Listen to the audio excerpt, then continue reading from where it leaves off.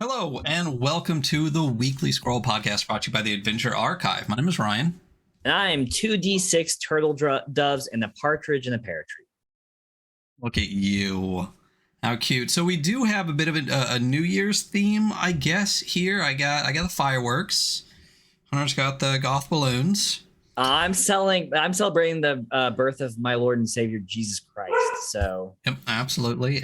You know we love us in Jesus here. So anyway, today we're doing a little bit of a different episode. First of all, it's a Tuesday night. That's different for us. But second of all, we are going to be doing what we are calling a year-end review, which will not just be 2022. That's too simple. This is actually... Yeah, it's going to be our, because our first episode was I think November last year. Hey, Skull, thank you so much for the biddies. 1,000 big old biddies. Again, for you listening in podcast land, we stream live on Twitch, so occasionally we talk to chat. Come hang out. And we're about to start a hype train. I'm going to keep talking through it, though, guys. So we're doing a year-end review all the way back to our very first episode, so that when we do this again next year, it will just be for 2023, because this will be our last episode of the year, unless something fucking crazy happens. Which I can't imagine. So we are doing a review of all the games we've done so far. We're going to do a top 5 of all 5 categories that we rate things in. We're going to do a top 5 overall scores of all the games we've done so far.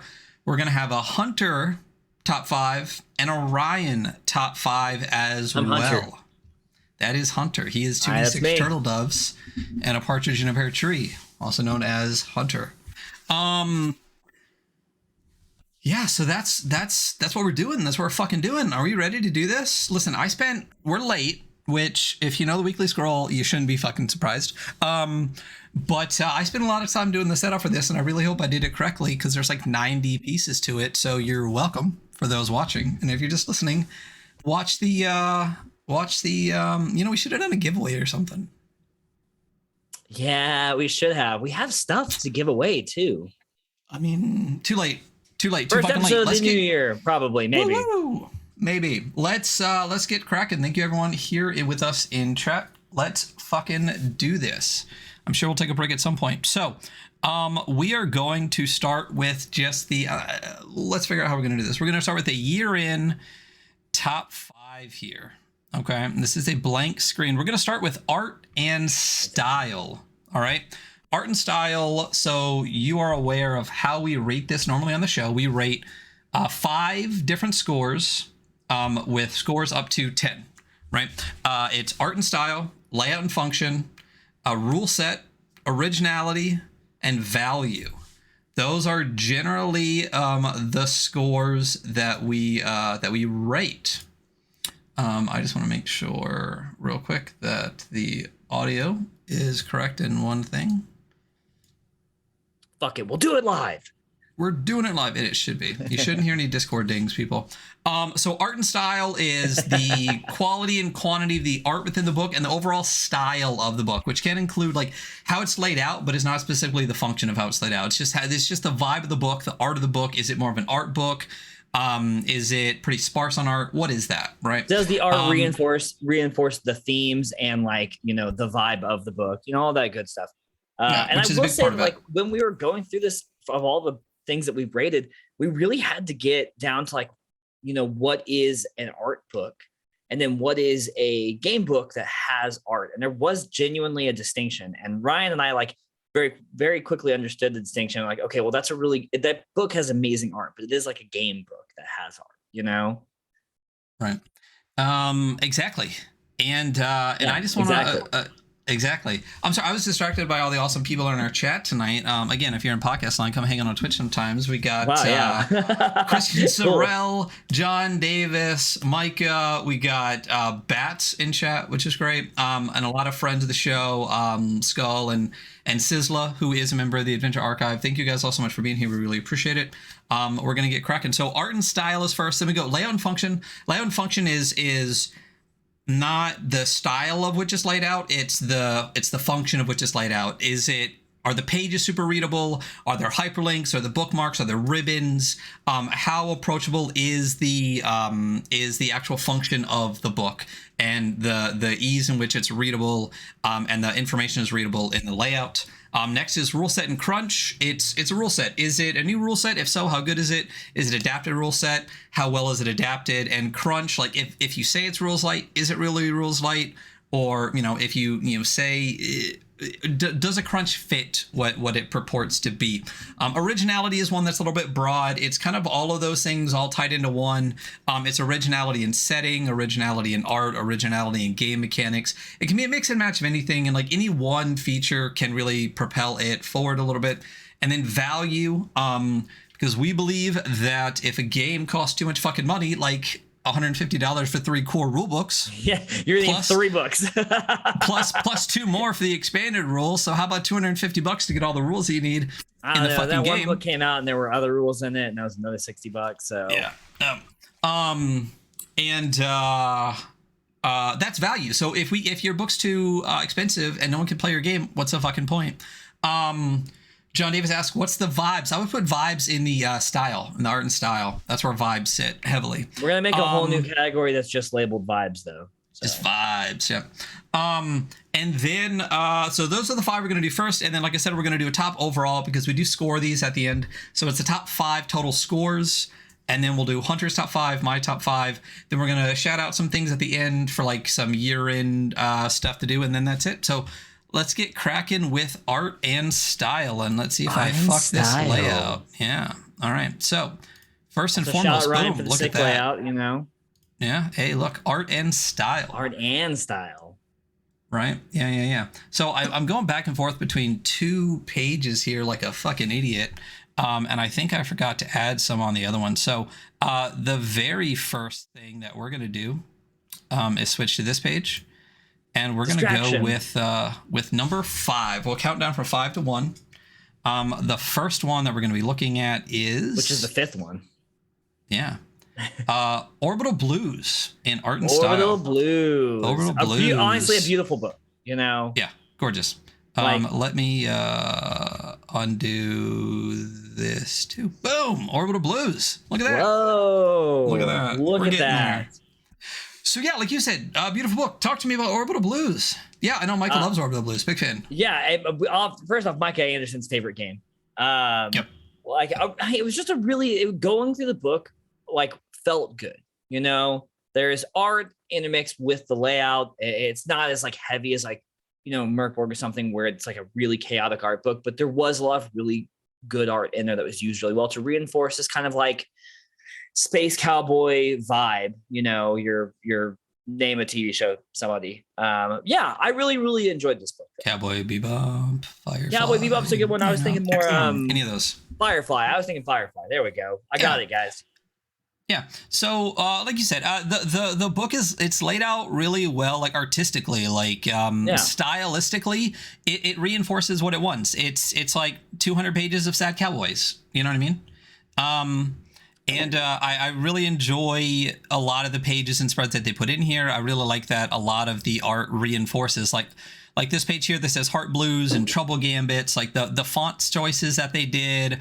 I love these posters that they have in it. There's a lot of things I really loved. Yeah. There's a lot of things that one of the things you said earlier was about reinforcing the game within the art. Yeah, the vibes. The book's very vibey. The book's very vibey.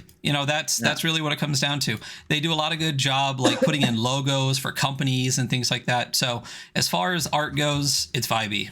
We like it. It's full of it. And it's good stuff. So just some great spreads here. Orbital Blues, y'all. Orbital Blues, y'all. That is what that is. And that is why this is number 5 on the art section.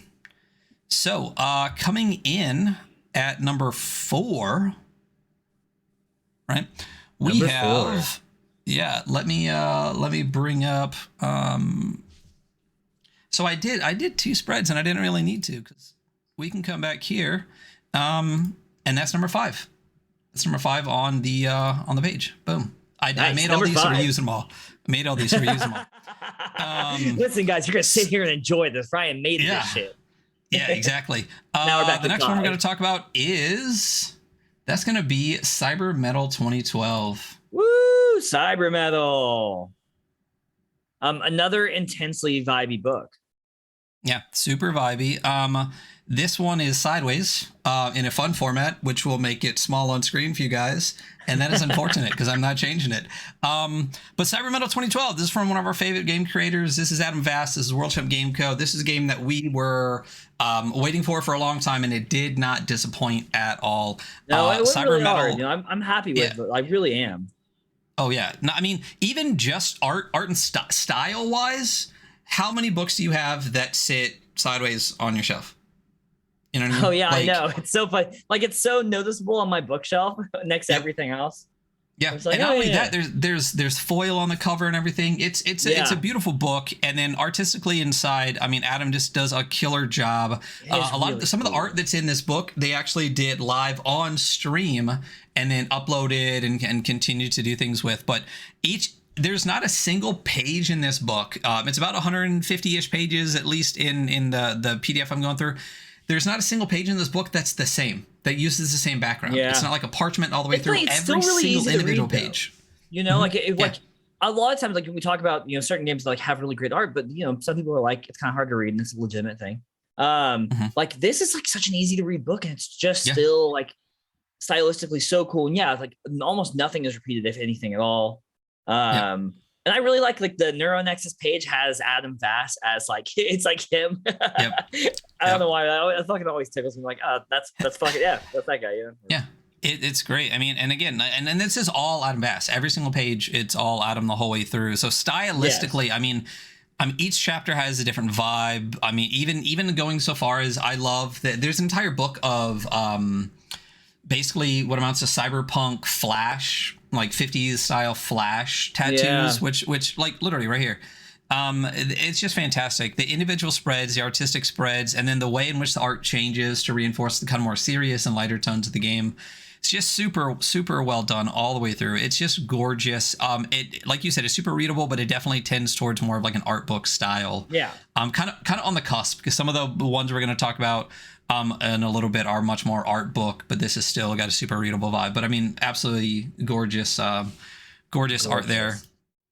And we'll go to that's number 4 on our art and stock page. That's Orbital Blues and Cyber Metal 2012. This is some official rating page shit, guys. If you are listening to this, no, I'm just kidding. If you're listening to this, you should check us out on YouTube, the Adventure Archive. You absolutely should, and do that. So next up, we have Kingdoms. Oh yeah.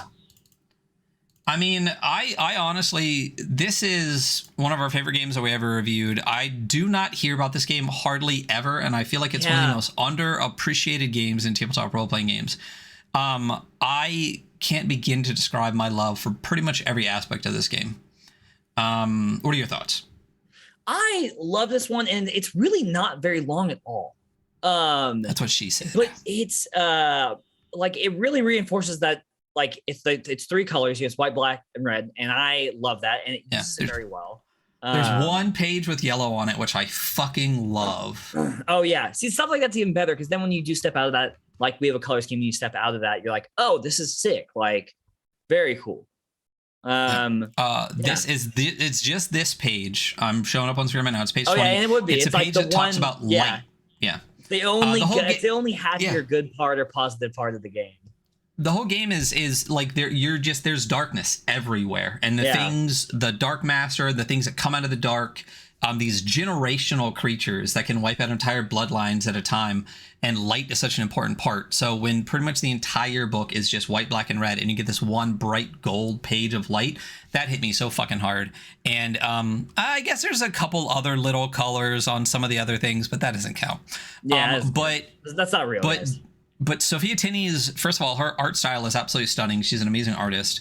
But then like even just this page right here, always round down and bright, almost like blood right on the very first thing. It's crazy that we don't hear about more people playing this game specifically. It's like insane. I know we just said it, but like really it's very good, you know? It's so fucking good. You know, I think what we talked about it though when we were playing, that this game, for those real quick, this game is kind of it's an Into the Odd hack, right? Using just the base dice mechanics and the core stats, and that's about where it stops. Afterwards, this is a game of like generational violence, right? We'll get there, Ryan. We'll talk about the game later. You know, you're right. So, but that's what it is. So, artistically, going through, the art is stunning, the layout is stunning, the scribbled writing on it, the black red is amazing. I mean, every single page is laid out absolutely beautiful, and it continues to reinforce the mechanic or the game itself. Bodily injuries page, you know, when you scroll down to some of the big bads that you fight later, there's art for every single one of them. And it's absolutely beautiful. Oh my god, yeah, it's stunning. And this layout on the back, the very like the world-ending boss is I think one of my favorites. It's just like complete nothingness with eyes, a big, dark, tall, giant nothingness with eyes. The behemoth, the behemoth. I'm not kicking it into spreads. Actually, if I'm kicking into spreads for a second. It looks really cool in spreads, I swear. Believe me. Oh yeah, it didn't. Yeah. So Kingdoms. Yeah, that's Kingdoms. It's let's go back to page display and 2-page scrolling. So that's Kingdoms. It's gorgeous. More people need to hear about it. More people need to play it. And the book itself is absolutely fucking stunning. Definitely check this one out. So going back to our other page, we're going to open up. That is 5, 4, and 3. Orbital Blues, Cyber Metal, and Kingdoms. Coming in at number 2. Number 2. I'm actually just gonna just unlock it from this page. Here we go. So number 2, Warpland. Warpland is the next one that we are going to be talking about. Yeah, great art. God, it's been so long since I've like really dug into Warplands. That's like forgot how good looking it is. Let me. Oh, did I not? Did I? I must have downloaded Warpland. Oh, maybe I didn't. Guys, don't just look at me. Nothing's going on. Yeah, nothing's going on. Don't worry about us. Here, let's. I had a lot going on. Let me just download Warpland real quick.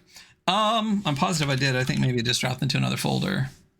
Warpland 1.2 download. Super prepared. We're ready. Hey, listen, fuck off. It has a 1 and a parentheses after it, which means I had downloaded it. I just didn't go down somewhere. To W's. Yeah. Warpland. All right. This is Warpland. Warpland is a gorgeous book by Gabriel Quiroga. I'm saying that horribly wrong. I'm absolutely positive.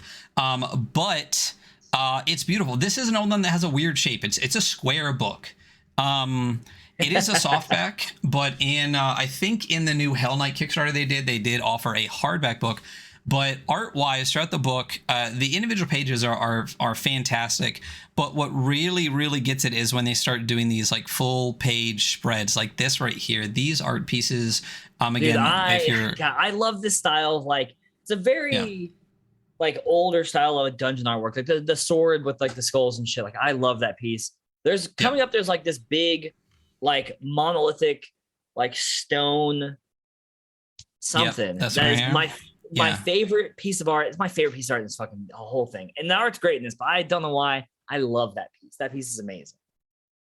Oh, it does use a similar font to what we use on the weekly scroll. I mean, that is strictly the only reason we like this book, Micah. Yeah, that's 100% the only reason we like this book. So ignore all this fucking thick art.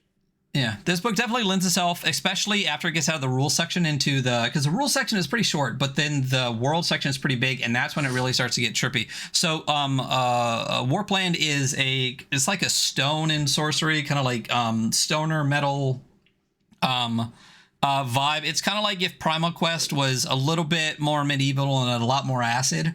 It's like if you watch the movie Heavy Metal and then you just played that as a game. or at least a couple of those stories. Oh, Frazetta Core, I like that. I actually think that's a great description of this, Micah. That's fantastic. Yeah. But the variety of the styles and art that still maintain the vibe of the game without being like disparate. I love the pages that are just all font with beautiful backgrounds on it. It does have a very Conan on Acid vibe to it too. There is some public domain art. Yeah. There is a spread in the back too where it this is one of our favorite spreads here. We talked about the ether, which is basically like the colors that the sky changes to, and what it means for your game. It's just really cool, and the way this tied into the game is really, really great. So this is another one. This is one that really lends itself way more towards like an art book, but still has a lot of readability to it. It's really cool. It's a great setting book. Like I'd love to play this setting. Like I think I'll just rip the setting out of here and play it in, I don't know, bastards. I would. We're on the same page with that. If you want to hear anything else, go read our review. But yeah, as far as the setting goes, it's absolutely stunning. And it's cool. So that is Warpland. That's Warpland. And number one, I think is gonna surprise people, but not necessarily delight some people in chat. But it's kind of unquestionable. It's Merkborg and Cyborg, number one, art and style overall. I mean, realistically, and we put them together because of course we did. They live in the very similar realm. Like there is different art in each, but they're set up as, I mean, they're art books, you know, like it really is about the art. It's about the images, like the theme reinforced by the art that they use. You know, plus no one talks about Merkborg. Like no one, I've never heard anyone mention it. No, there's no material for it. Even less in Kingdoms, I can't hop online and find anything for Merkborg. Yeah, so ever. I'm really glad we're giving it the attention it needs desperately. But I will say that fucking Bats just said this, and I agree. I actually prefer Cyborg. Yes, I do think it's like the evolution of the thing. But yeah, you know.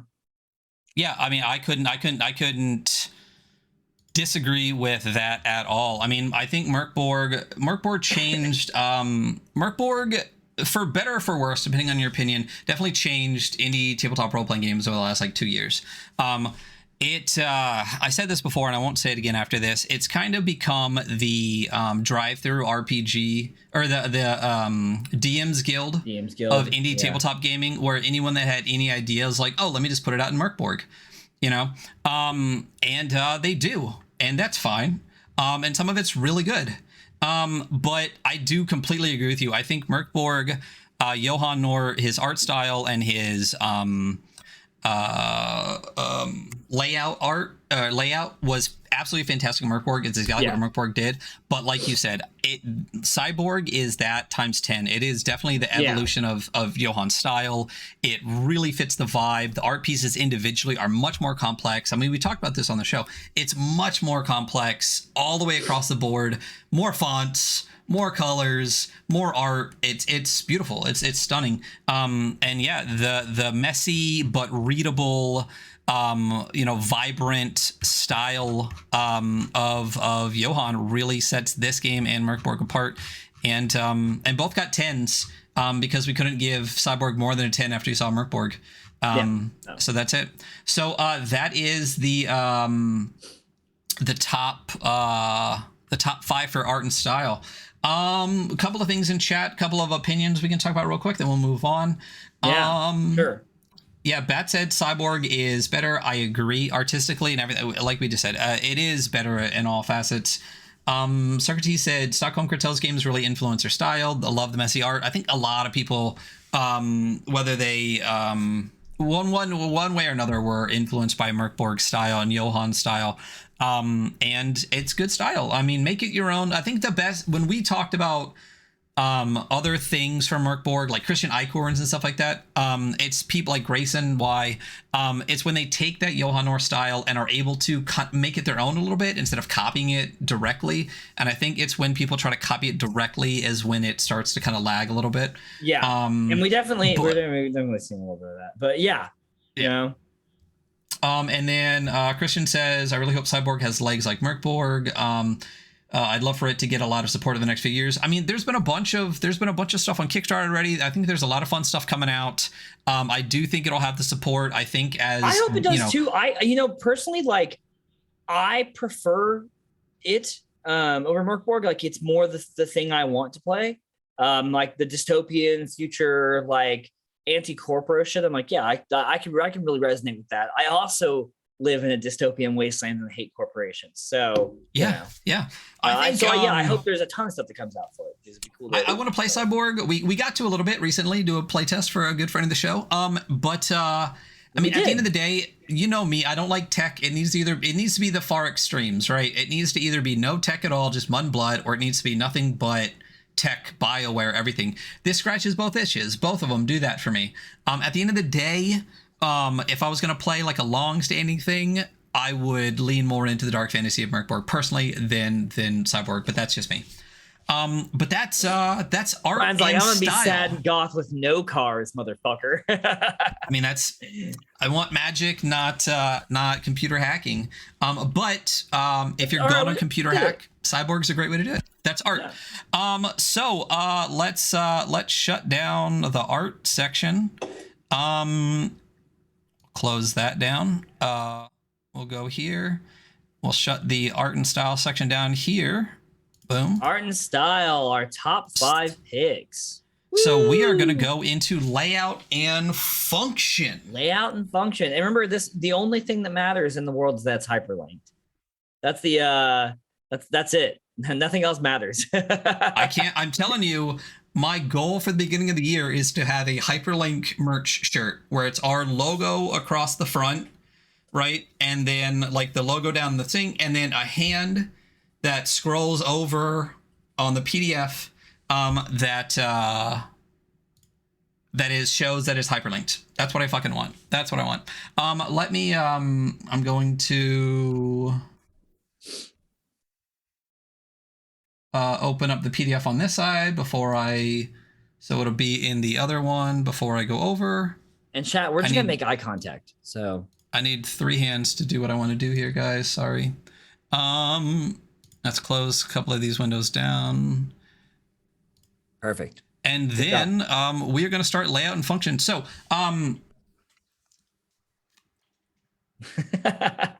yeah. Thanks, chat. Hey, listen, if you're listening and we pause for a second, it's because we're listening to chat, and chat's a bunch of fucking badasses. So thank you all so much for being here. And your beautiful eyes, Hunter. So coming in at number 5 on layout and function, we have Red Giant. Red Giant is from Rookie Jet Studio. Let me kick up this page, who we just had on. We'll open up layout here. Boom. This is such a nice to read game. You just scroll through it, and it's got those, we talked about like the blocks in the center of the page, and it's just like a lovely thing to look at, Hey, Janelle, given 5 gifted to the community, to Thriftomancer, Omega Ohm, John Davis, SoCal Dad, and Real Me Castle. Thanks for giving out the 5 gifted to some homies in the chat. We really appreciate that, Janelle. One of us. So exactly what you just talked about, the spread here, this box in the page. Kingdoms has this in the back of the oh, and John Battle, thank you so much for subscribing with Prime. I really appreciate it. We love the way that this is laid out. I think the pages are absolutely stunning. One of the things that we also can see at the top that I thought was a beautiful bit of the layout is these red sun in the top here.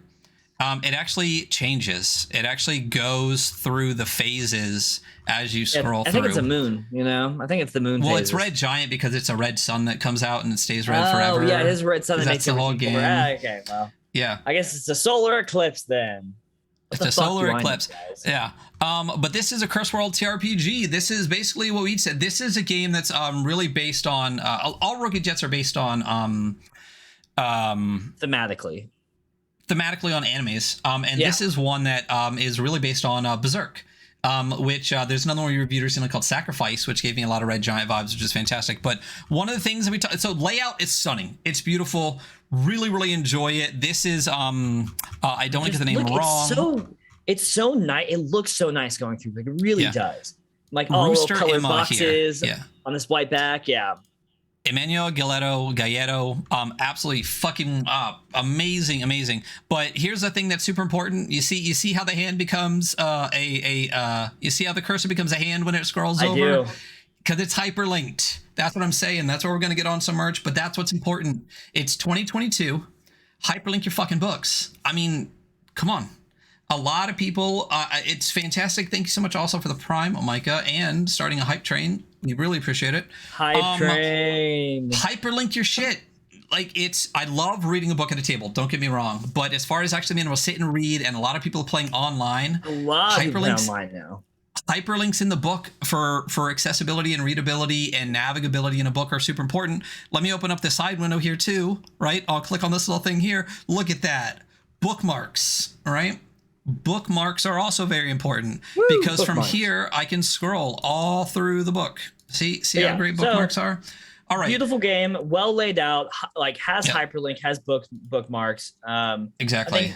And sorry, just again, sorry, podcast land, because Twitch chat is going crazy for the year end. We're getting even more subs. Marathon, thank you so much for all the gifteds. Micah, thank you for the Prime. Like, I think pretty much everyone in chat's going to have a sub by the end of here. We really, really appreciate it. Thank you for the biddies again, Janelle. Thank you. That is Red Giant. It's a beautiful to look at. It's easy to read. It's hyperlinked to shit. There we go. And that's where we're at. So. The next one is going to be Frontier Scum. Frontier Scum is number 4 on layout and function. So when we click back over here, we bring up Frontier Scum. We go to the F's. Why Frontier Scum? Tell me about it. Why Frontier Scum? So Frontier Scum, the acid Western role-playing game from Carl Druid. We talked about it here on the show. It's fucking beautiful, first of all. The layout, the style, the simple style in which it's used. But when we talked to Carl, he said that they actually found old magazines and newspapers from the old West times and literally researched in order to lay this out as if it was one of those. When you go through the beginning pages, you see it here. It's a super dense black and white layout style interspersed with these ads that it like homemade oyster stouts, the whale's dews, like all through it. It's just gorgeous. I love the simplicity of the black and white all the way through. The way that it's packed in, it gives it that vibe, that old vibe. And I know we talked about the cover, and this wasn't necessarily their first choice, but in the end, it was the perfect choice. The cover itself is really this solid, like cardboard, with that weird non-binding on the back. It's beautiful. But on top of that, let's quick scroll down to, oh look, our cursor becomes a hand, which means the whole thing is hyperlinked, right? Let's open up this side page here. Are there bookmarks? Yes, there fucking are. And let's show you something others, because again, we're focusing on layout here and I gotta shut the fuck up. I'm like 4 Red Bulls deep. Let me show you a really cool thing here. This is Escape the Oregon Rail. Okay, this is the adventure that's within the book. All right. When you are scrolling through the adventure, right? This is an adventure without spoiler alert, just maybe tiny spoilers. This adventure takes place on a train. Okay. And for you guys, dude, now I know. Oh, the Oregon Rail. Yeah.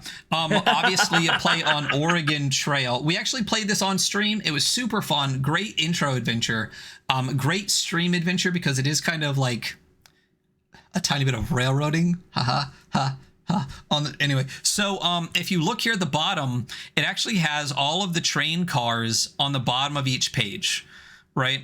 So it actually shows that there are some train cars in the front that don't matter, and then 10 pages. What's fucking dope about this is, right, your train car 1, right? But you want to jump to train car 7, guess what? That train car is hyperlinked at the bottom of the page. It'll take you directly to page 7. You want to go to page 3, hyperlink to page 3. That is weirdly one of the coolest parts, is that the little train icons are hyperlinked. There's like, hey, just go straight there. Yeah. And we're talking about functionality in this, and that makes it so easy. If I want a quick reference in the adventure, something that they saw on Train Car 7, boom, I can jump to Train Car 7. If they're on Train Car 9, I can jump to Train Car 9. So on top of the layout itself being stunning and super readable, the book itself being stunning and super readable, hyperlinks and bookmarks, to really climb up that list, little things like this is what make or breaks the difference, is these extra little bit of functionality pieces. Amerison coming in with 2,300 bits, extraordinarily unnecessary.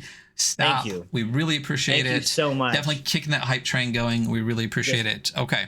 So killing it. So going back to number 3 on layout and function, we have Death in Space.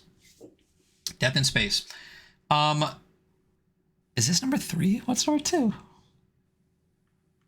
Oh, okay. I'm gonna go. Okay. I actually think that this should probably be number 2, but it doesn't matter. Actually, it does. We'll keep going. So we are going to be talking some Death in Space. All right. Let's kick back over to that page, and we'll look at Death in Space. So, which is secretly number 2, just secretly. I think we forgot to flip out number 2 and number 1 here. Death in Space, absolutely stunning book. This is another, it's Stockholm Cartel. This is Christian Flogvers and Carl Blow.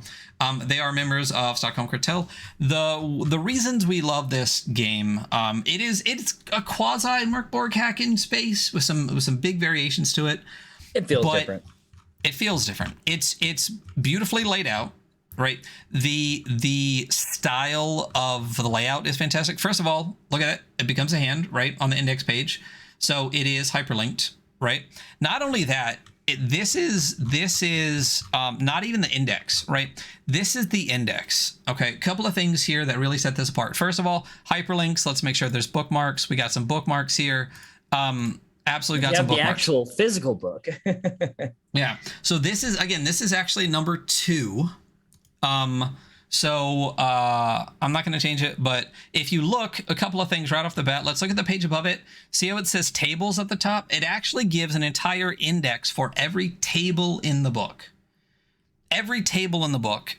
NPC generator, travel complications, everything. So you can quickly, easily find the table that you're looking for, clicking on that. On top of that, though, you see how the table of contents here is color-coded. Getting Started has this nice blue color. Getting Started 2 has a pink color. Playing the Game has a red color. Green is extras. Yellow is tables and tools. When you're actually scrolling through the book, right, this blue section starts it off, and then Getting Started, all of the headers are all blue in this section, right? When you scroll down to the red section where all the headers are red, that's Playing the Game, right? You want to scroll down to the green section, that's all the world stuff. You scroll down to the yellow section. Organization, you know? Every section of the book is color-coded. It's hyperlinks, it's bookmarks, it's color-coded sections, it's hyperlink tables. I mean, that's why it's actually number 2, not number 1. I think I just missed that. And also small details like the font size is slightly bigger. It's very clear. It's white on black. Like they do a lot with a little bit. There's a lot of like negative space art.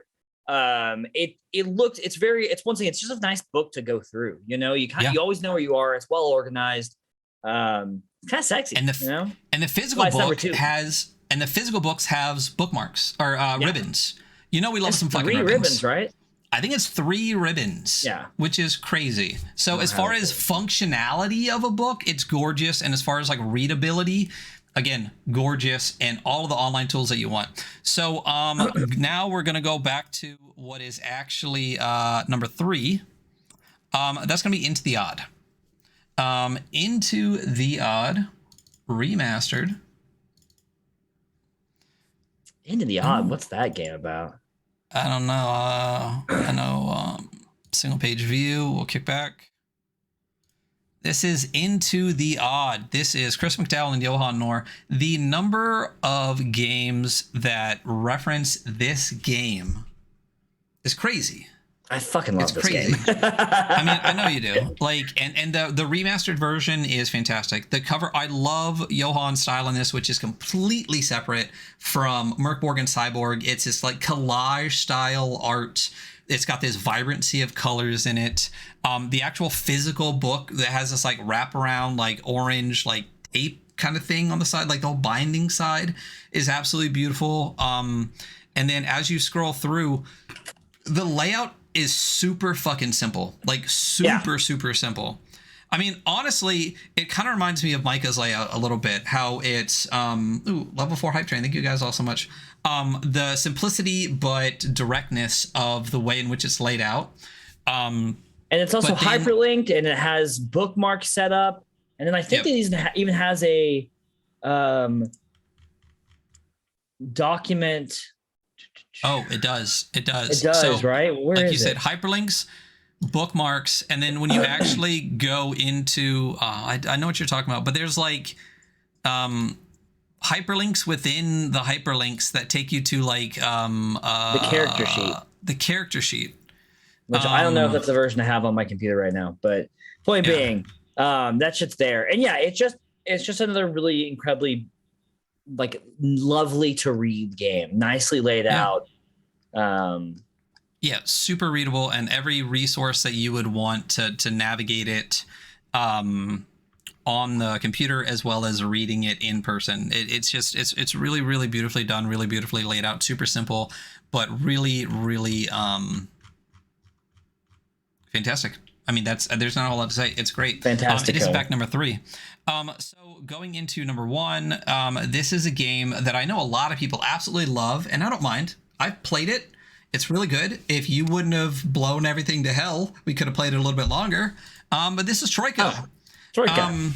I will say, and this is not a secret to anyone that's listened to me,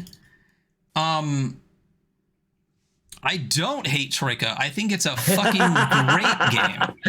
I think it's a fucking great game. I will say my opinion on Troika is that I love Troika's layout exponentially more than I love Troika itself. I mean, I get it. It's a whimsical space fantasy, and that's not really your digs, you know, and that's totally fine. But it is a fantastic. I love space fantasy.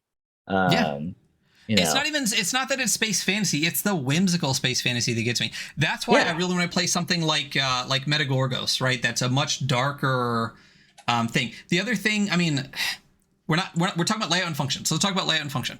There we go. We got there. Because the other problem that I have with Troika is just I want more adventures as opposed to just backgrounds. Just give me fucking adventures, not backgrounds. So layout and function. Let's talk about why it's the unquestionably, like, it's not even, it's to the point where layout from now on is only ranked from 1 to 9 because nothing will ever be as good as Troika. Like that's what we've decided on the show. And here's why. So first of all, we've all decided. So shitload of everything is hyperlinked, right? Look, very first page, random spells, every spell hyperlinked, right? We go to the index here, it's all entirely hyperlinked, right? You go to bookmarks, it's all entirely bookmarked, right? If you look at it as I'm scrolling, you'll notice that the page colors actually change. And on the physical one, it's the exact same. When you look at the book from the side, every section has different color pages. It's actually printed on slightly different color pages. This is a blue section. This is a pink section. There's green section and everything. But this tiny little detail here, right, is why it is above and beyond everything. Because Death in Space has all of those things. That's why it's number 2 when we fucked up. It has color coding, it has hyperlinks, it has bookmarks. This is what's fantastic. You see this hyperlink here on every even page. There is a word Troika. When you click on that, it takes you back to the table of contents. Every even page in the book takes you back to the table of contents, right? And then on every odd page, right? You click on that. This one is spells, right? It takes you back to the start of that section. It's pretty good. How Admittedly, like you're like, yeah, okay, that's pretty good. As far as navigating the online document, there is no possible way something could be easier to navigate than this. Everything that could possibly be hyperlinked is hyperlinked. Everything that could possibly be bookmarked is bookmarked. And every single page takes you back to the beginning of the section or to the index. I mean, as far as layout and functionality of a PDF, nothing touches this, period. So shout out Christian Kessler, because that's who did layout for this. Good fucking job. Yeah. Good fucking job. And yes, Carnelian reigns supreme right there, Micah. So that is that's layout and function. That's top 5 for layout and function. We're cruising here. All right. So quick recap. Here we go. Layout and function. Number 5 is Red Giant. Number 4 is Frontier Scum. Number 3 was actually Into the Odd. Yes. Number 2 was Death in Space, and number 1 was Troika. This is specifically layout and function, navigability, things like that. So the next thing we're going to get into here, what are we getting into, bro? Let me just disappear some stuff here real quick. We're going to be getting into rule set and crunch. I thought this was the hardest one because this is the hardest one, and like honestly, it's so subjective. And also it doesn't include, it's all of the games that have been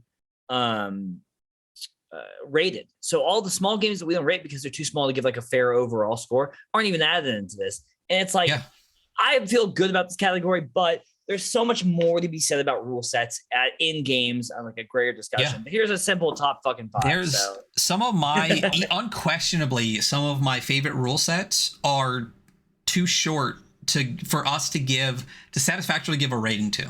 Yeah. You know what I mean? And things that honestly we'll have to do like multiple games from that creator. Christian Charles said, what is the crunch element? It's if a game tries to say it's like, if it's supposed to be rules light, is it rules light? Like, does the amount of rules that the game gives you fit what the game is trying to do? That's what crunch is in the context of rule set and crunch. So, rule set is it a new rule set? Is it an adapted rule set? How well is adapted? Things like that. So a lot, and we've talked about this a bunch, Hunter, like our favorite games are like fucking 2 pages long anymore. Like I don't want a 600-page game. My top 5, I think there was originally 3, but I think now there's just 2 games in it that are not rated because we're just like, yeah, they're fucking, Yeah, they're fucking good. I mean, and games that we are definitely going to go over next year. Maybe we'll even get to talk to the creator. I'm talking some of my favorite games out there, things like Bastards, which we will be talking about, Tunnel Goons from Nature May, Knave, from Ben Milton. I mean, Cairn, Yohagal. Like, I mean, we're talking about some games that are key parts of the indie tabletop scene that we just haven't gone over or are like 2 fucking pages long realistically. I mean, Merkborg's rule set, 2 pages, so yeah. we'll get to that. So these are, like you said, these are just games that are long enough that we actually gave a score to. So to start in the rule set and crunch section, we are going to hop into Frontier Scum, which we've already talked about. Remind me again to stick to the thing because we're going to talk about it again later. We're going to talk about the thing again. Rule set and layout. I'm trying to stick to why we're talking about it. So in layout, let's just talk about layout. But again, caffeine and sleepy times. So why do we love Frontier Scum for rule set and crunch? Okay, couple of reasons. When you start, right? I love 4 stats. I'm not a 6-stat person. I don't think you are either. But the way in which you make your outlaws is really... Oh, dude, it's so fucking good. It's so good. It's so good. God damn it. You're doing it, you're like, this is so much fun. It's such a fun way to paint a picture of your character and still have like... I love rolling characters and I love the randomness of character creation when that's in the game, where it's like, fuck it, I'm not making any decisions other than the name. And like, this is such a great, like, it tells your whole like early on story for you in a really fun way, So, backgrounds, this is where you get power into... represent, hell yeah. Yeah. Oh, and Highland Paranormal Society. Oh, hi, Nature May. We were just talking about you. So how to create a character? You roll up a character, right? And when you do, you roll D12 for your background, D6 twice, and use a prompts to come up with your starting skills, and then another D6 twice for your starting items. Okay, so let's say that you roll a discharge deputy, right? And you get bringing a sword to a gunfight. It's a skill earned by bringing a sword to a gunfight, right? And then you could also get one for like drinking on the job, right? That is not a skill, right? It is a skill you derive from that. Yeah. Okay. So if you got drinking on the job, right? When you were drinking on the job, what skill did you need in order to do that? I mean, you could even go as far as to say stealth, because you got to be real sneaky when you're sitting there drinking. Yeah. Right. Like, and that's the whole point of this, is each one of these is not a skill. It is a prompt, and is almost like creating a memory for your character. And the skill that you get is a skill that you learned based on this circumstance that happened in your life. Right. So if you were a doctor without a diploma, what skill did you pick up while you were sneaking into med school? Right. Lockpicking, right? Stealth, anything, right? Bonus skills down here. A skill you picked up when you fell into the river, right? A skill you picked up when other scum took all you had. So it's not a list of skills. It's a list of memories that narratively builds out your character. And then you can develop skills based on those memories, which I love that so much. It's a simplicity that just is so fucking good. Yeah. And also the way in which you advance is like my favorite. I stole it immediately. Absolutely. Like, expanding the story, you know? Yeah. Because if you whenever you don't get better. There's no real vertical advancement. You don't get to level 20, become a god, kill Tiamat, and all that bullshit, right? You literally, the only way you really advance is to like either drop unconscious or almost die, but survive and then learn from your mistake, right? So if you roll on this death check, basically on a 6 to 10, you're unconscious until you have at least 1 HP. But on 11 to 15, right, you pick a random ability, roll a d6, and compare that result. If it's higher, you increase the ability by 1. If it's lower, you decrease the ability by 1. So when you come close to death is the only time you can increase or decrease the ability, and it's all about learning from the mistake you just made, right? Just you like either Dragon didn't really Ball learn Z. anything. Yeah. And then the only way to really increase your HP is to roll a natural 20. Right? And you increase your max XP by 1. I love this kind of more like horizontal advancement, and the fact that you have to almost die in order to achieve it. Like just those two things in and of itself blew this game out of the water for me. I fucking love it. That's why it's number 5 on this chart. Anything to say? I know I ranted on that one a little bit. No, you're good. No, you're good. Go off. Hey, listen, go off, King. You fucking have your little ADHD fucking rant as much as you want. I do that shit all the time. So yeah, I know. I'm like holding the Celsius. ADHD I'm trying to go to bed eventually. And too much caffeine. So coming in at number 4, we have 12 Years. Unquestionably one of our favorite games of all time. Yeah. By one of our favorite creatives of all time, Max Moon. Fucking just amazing game. Go ahead. No, go for it. It's such a like reading through it and playing through it, like everything is such a random, like everything is a random dice roll when you're generating the hexes when you move through, and everything is accounted for. Like all eventualities are accounted for. It's such a well like airtight sealed game. Like there's like you can generate like a hex of water essentially, and it's impassable. And there's a rule that if you get yourself accidentally surrounded by islands, which statistically is possible, that you're just like a ferryman comes and picks you up. And like, I don't know, I was like, oh, okay, so every eventuality that you can come up with randomness has been accounted for in this. It's very good. It's so good. And for those, real quick, this is a mostly a solo game that you can technically play with a second person, either cooperatively or competitively. The premise of 12 years is that every 12 years, basically this lich comes into power, like rises up, tries to build an army and wipe out humanity. No one really believes in it, but adventuring parties every 12 years go try to defeat this lich so he doesn't wipe out all of humanity. Right? Yeah. I have like 18 copies, but I'm not going to go grab my stack of like unique, one of a kind. Does that happen to be the hardback version though? Oh, absolutely. It's the hardback. Oh, if you want to show the camera, I'll even click over into a nice little hunter only screen. I have a background. It's on, so I might blur it out. It shouldn't be green. Hold on. I mean, I'll show it. I gotta go to the page. Yeah, there we go. If I can. Oh, it's gonna be weird. All right, I'll get mine. It's the weekly scroll edition. Listen, y'all, Max, who we love, made a hardback copy, and it's these copies are the weekly scroll edition 1 and 2. So fucking. I'll show it here. Show it. 12 years. Hardback. These are actually, I think, the very first 2 second editions, because Max actually was kind of encouraged to make the second edition after we reviewed it on the podcast. It's handbound. The paper is handmade, and there's only 2 in existence that say the weekly scroll edition of 2. We did it, guys. This is the fucking big time. I will show off this one of a kind piece here.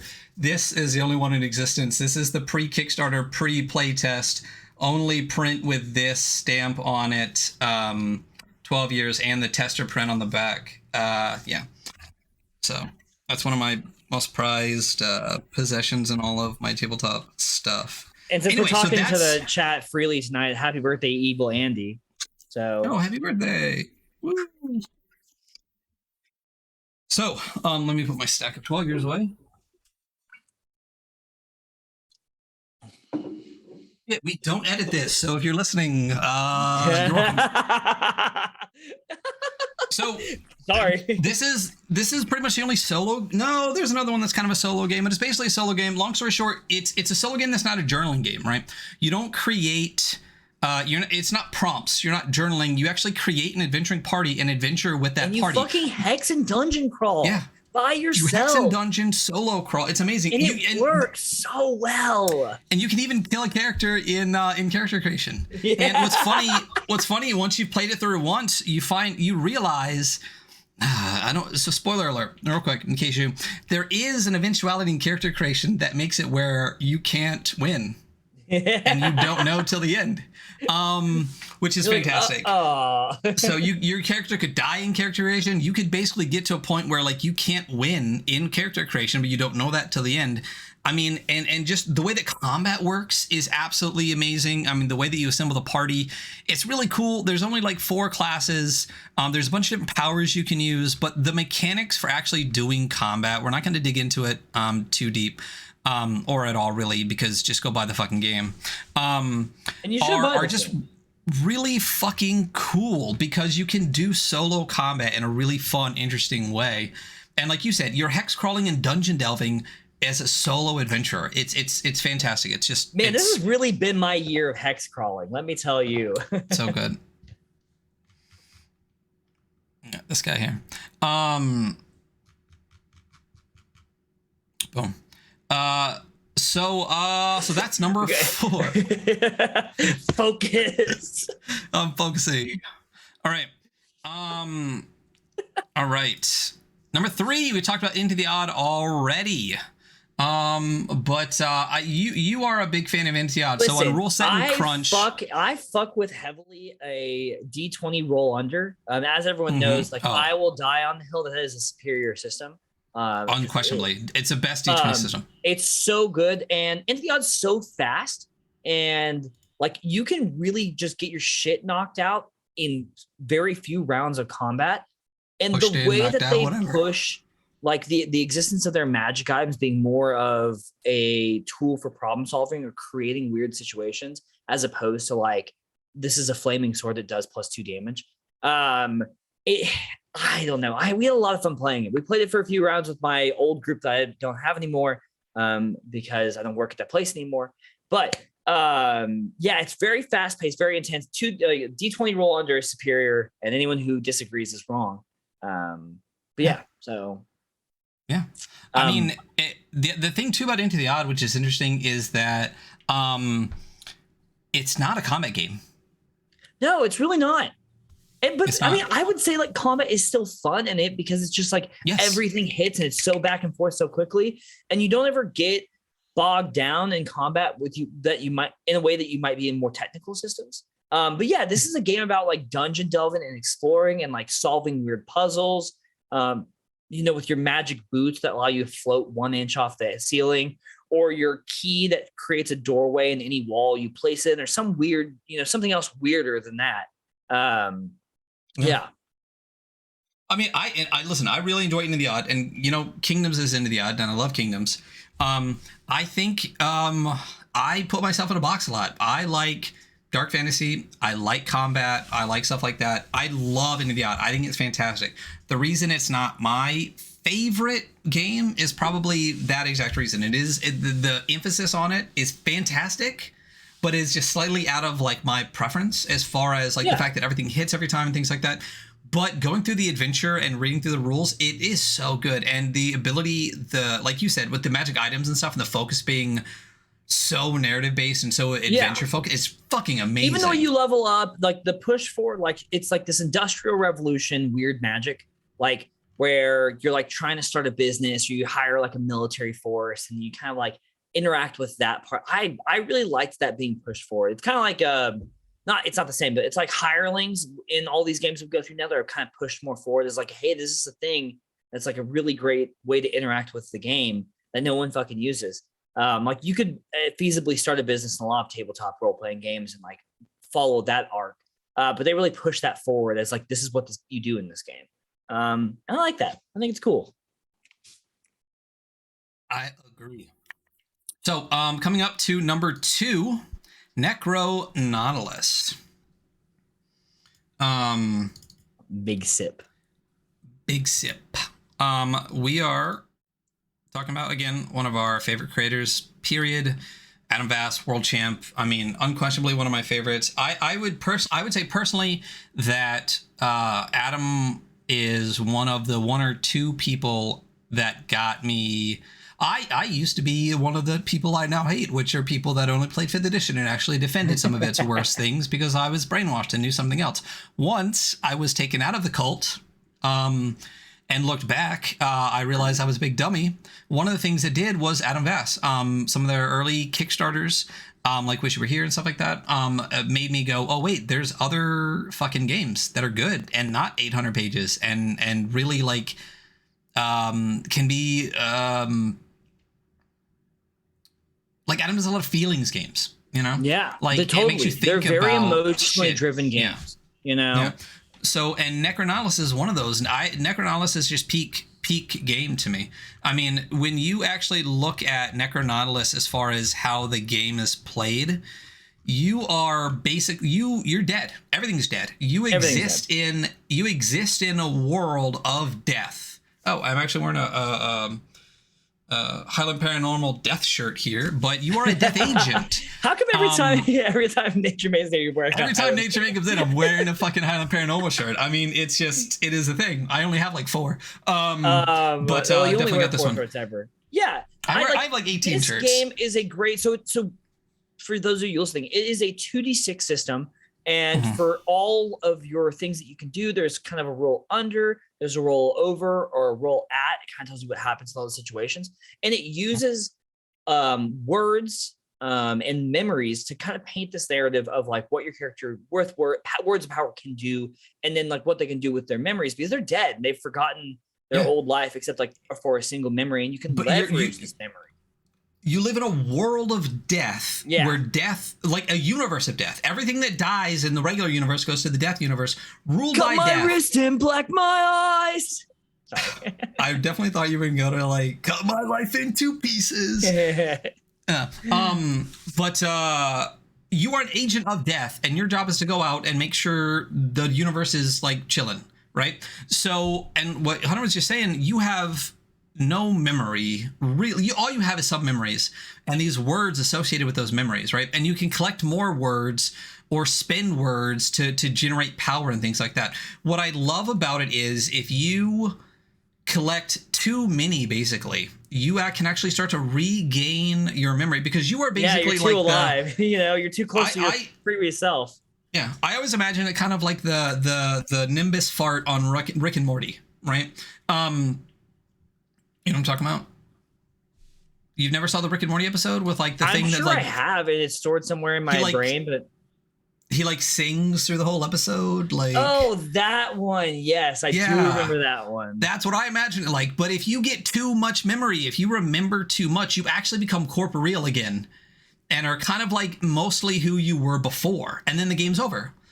Or you can do the exact opposite and lose everything and basically become so incorporeal that even your foggy, like death cloud agent self like just dissipates, right? There's a way to go both ways. So you kind of have to stay in the middle, right? But then you fly this ship that is your Necro Nautilus, which is the name for the game and everything. But long story short, the 2d6 system is fantastic. 2d6 is my favorite, period. It is. And the way that they use it and like the tools that you can leverage while using it in this game, be it words of power, memory, or I think the other one's luck, like create interesting scenarios. And when you fail in these scenarios, the failure isn't necessarily very harsh, but you in that failure have to be creative with the words that you have, remaking them, because you do take word like letters away and add letters to words. And it says to don't be super strict on spelling, obviously. Like if they can get close to the sound of the word, I would let them have the word. You know what I mean? But yeah, it's a very interesting way to think of 2d6. And I don't know, it's just like a very interesting narrative way to like have tools in the game and interact with the game.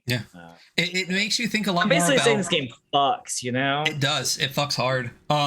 It like you said, it really makes you think about the way that you use words and memories, and like it goes beyond the dice mechanics and really makes you think about you and your character and stuff like that, which is a hallmark of Adam Bass's games. Like, yeah, it just makes you fucking think, and it makes you sometimes sad. You should be a little sad, you know? Yeah, that's I mean, that's it. So real quick, just going over this page real quick, just explain the mechanics and we'll move on. But like, so you have memories, you roll 2d6. If you roll under the memory's value, you get success, right? If you roll over the memory's value, it's failure or consequence. And if you roll equal to the memory, the value indicates exceptional success. I love that. It's not the mixed success system. It's not like roll over 9 or anything like that. One of my favorite things about 2d6 is the 1,000 ways in which you can use 2d6, and mathematically it's great. Adam actually has a document called 2d6, which is a really, really cool short thing about the various ways you can use 2d6. And there's also luck options. If you roll under or equal to your luck, you're a success, but barely. If you roll over your luck, it indicates complicated failure. So there's just a lot that goes into a very simple dice roll, and a lot that goes into the game. Because when you get to like, oh, go away. I don't want whatever I just did. When you get into the nitty gritty of the game and like clocks, this is one of the earlier games where I really discovered what clocks were, which are like segmented circles for various things. Clocks is one of the ways in which you navigate in your Necro Nautilus around the world, which here is, you know, kind of the ship, the Necro Nautilus. It's actually like the little the sea creature thing. But that is that's Necro Nautilus from Out of Bass. It's badass. As Hunter said, it does indeed fuck. And that's number 2. We're gonna go to number 1 now. And again, these are how we rated them on the show, right? This isn't, we didn't make this up now. This is just the highest scored games that we actually rated on the show. So Frontier Scum got a 9, 12 Years got a 9, Into the Odd got a 9. All of these got 9s. Nothing's ever got a 10 because I don't think either of us will ever agree enough to give something a 10. It has to be perfect. I just had to, Hunter was peeing, so I had to kill some time. And number 1 is Kingdoms. God, it's so good. Yeah, we talked about this a little bit earlier, and again, this is one that I think is such just an underappreciated game. It's funny that an Into the Odd hack is above Into the Odd. Is what I find funny. But there's more going on here. Oh my god, there is. So like, yeah, you said it's about generational violence, but not only that, there is a macro game of kingdom building, and there is a micro game of like hunting dark monsters and exploring a continent that's happening at the same time. And they both work really well. They don't seem like they're just two different things taped together. They seem like they're together anyway. And it's just like the potential for fucking over your friends. And dude, you know, I fucking think this game's great. It's so good. so to get into a little bit, basically, you are these godbloods, right? Or you have high blood, low blood, or god blood. You generally play high blood or god blooded characters, right? When you play this game, the world is fucked. Everything's dark, and there are things in the dark that want you, right? They want to kill you, and in many different ways, right? And you exist in this world with no light. And again, there's the rules, but the world, when you're built, you get specific traits. So you literally can have like fire blood, you're immune to fire, night eyes, you can see dimly up to 20 feet, you can have claws or fangs, you're winged, you're amphibian, you're almost creatures in and of yourself, but you are against the dark, right? And what Hunter just said is it's really a game of monster hunting to a point. There are these creatures, and they're not like little creatures, right? They're badass beasts. One of the cool things about these is this is a game that I think anybody who wants to do some type of Dark Souls style combat, I've never seen one better than this. Okay. Yeah. So for example, it's very Dark Souls combat, you know, it's very Dark Souls. This loop, you know, there's literally a loop. So when you look at the Smiler, right, there's literally, it gives you armor score, HP, all those things, but every single one has an attack pattern, right? Number one, crackle terrifyingly, D6 will damage the earshot. Number two, claw the nearest enemy. Number three, grab target. Number four, bite down. So when you're actually in combat, it creates this loop, right? So as a GM, that's great because you never have to like guess what's coming next. You literally just do a loop. And sometimes the loop can alter slightly. But the players don't know the loop. But if they figure out the loop, they can be better prepared for the next time. Because again, it's into the odd. Everything always hits. You know what I mean? It's like loop again. So you're fucked, right? So the loop pattern feels so Dark Souls in such a cool fucking way. I don't know what I said, but he's laughing. I said say loop again, but I said it really quietly, and you were like, and the loop. Yeah. So you create this family, right? You rule stuff. You have to actually, I mean, when you really very first start the game, you have fucking nothing. You literally have to go kill a dark monster to start to gain power, right? And then you gain items because you harvest it from the monster. And then as you're able to survive, you build a family. And there's actually mechanics for family building and family fucking, guys. Family fucking. The items you create become literally generational heirlooms that they can keep empowering as you go, right? So that's the micro game. But as Hunter said earlier, there's a macro game. You literally roll for like offspring and family and passing your weapons down through the generations. Okay. There's even mechanics for So tech, right? You actually, if you go for a long enough campaign in your character, you actually go from the Stone Age to the Metal Age to the Middle Ages to the Age of Sail to the Steam era. So there's literally eras within the game, right? It's insane how Kingdoms is fucking good. So good it is. Okay, yeah. Apparently people are having a hard time finding it right now, though. So it's on Exalted. It's out on Exalted. Oh, well, then just go to Sophia Tenney's website. You can at least get the PDF. Yeah. But as far as actually finding it in print, you probably can't anymore. And on my Grail list is actually this cover. This is not the cover that Exalted sold, even though it's a cover picture. Sophia Tenney found some stuff in her closet where she put out like the whole Kickstarter pack, which Hunter knew about and didn't tell me for like 6 hours. So I was able to get all of the cards, all of everything, but there was a rare Kickstarter version. I just don't like you, bro. You know, I just did it because I just dislike. I'm just There's a bad rare person. Kickstarter version, which is this picture on right here, that there was like 6 left when she sold them. And by the time I got to the website, they were sold out. So Sophia Tenney is the creator of this game. It's so fucking good. And if anyone actually has this cover, I will pay a lot for it. So just hit me up. That is Kingdoms. That's the number 1 rule set that we rated on the show. That's it. That's rule set. The next up is going to be, and a quick recap. Number 5, Frontier Scum. Number 4, 12 Years.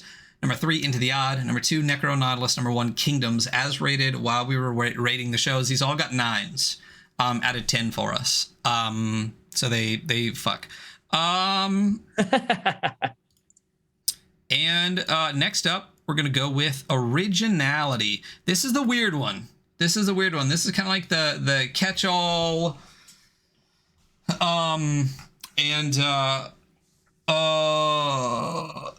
If you try to drop links, just send them to Hunter and he'll throw it into the chat.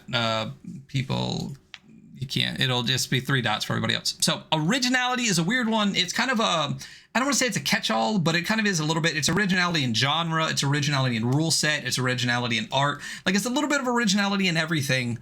And that's what we're going to go over. So number 5 on originality here, we got Merkborg. I mean, classic, you know. What we, you know, I feel like, yeah, you know, there's not a whole lot to say. It's been a long year. A lot of stuff's come out, you know. Well, considering this was literally our first episode. Yeah. This is before you were even on the show. We went over Merkborg. At the time, it blew our fucking minds. I think it blew a lot of people's minds. It's really cool. The game itself is it's pretty fucking simple. But what we liked about the original, there's dark fantasy. It exists, right? But as far as the way the book was designed was really interesting. Again, I mean, indie tabletop gamings, however you view that, are different because this game exists. The style was really unique and interesting.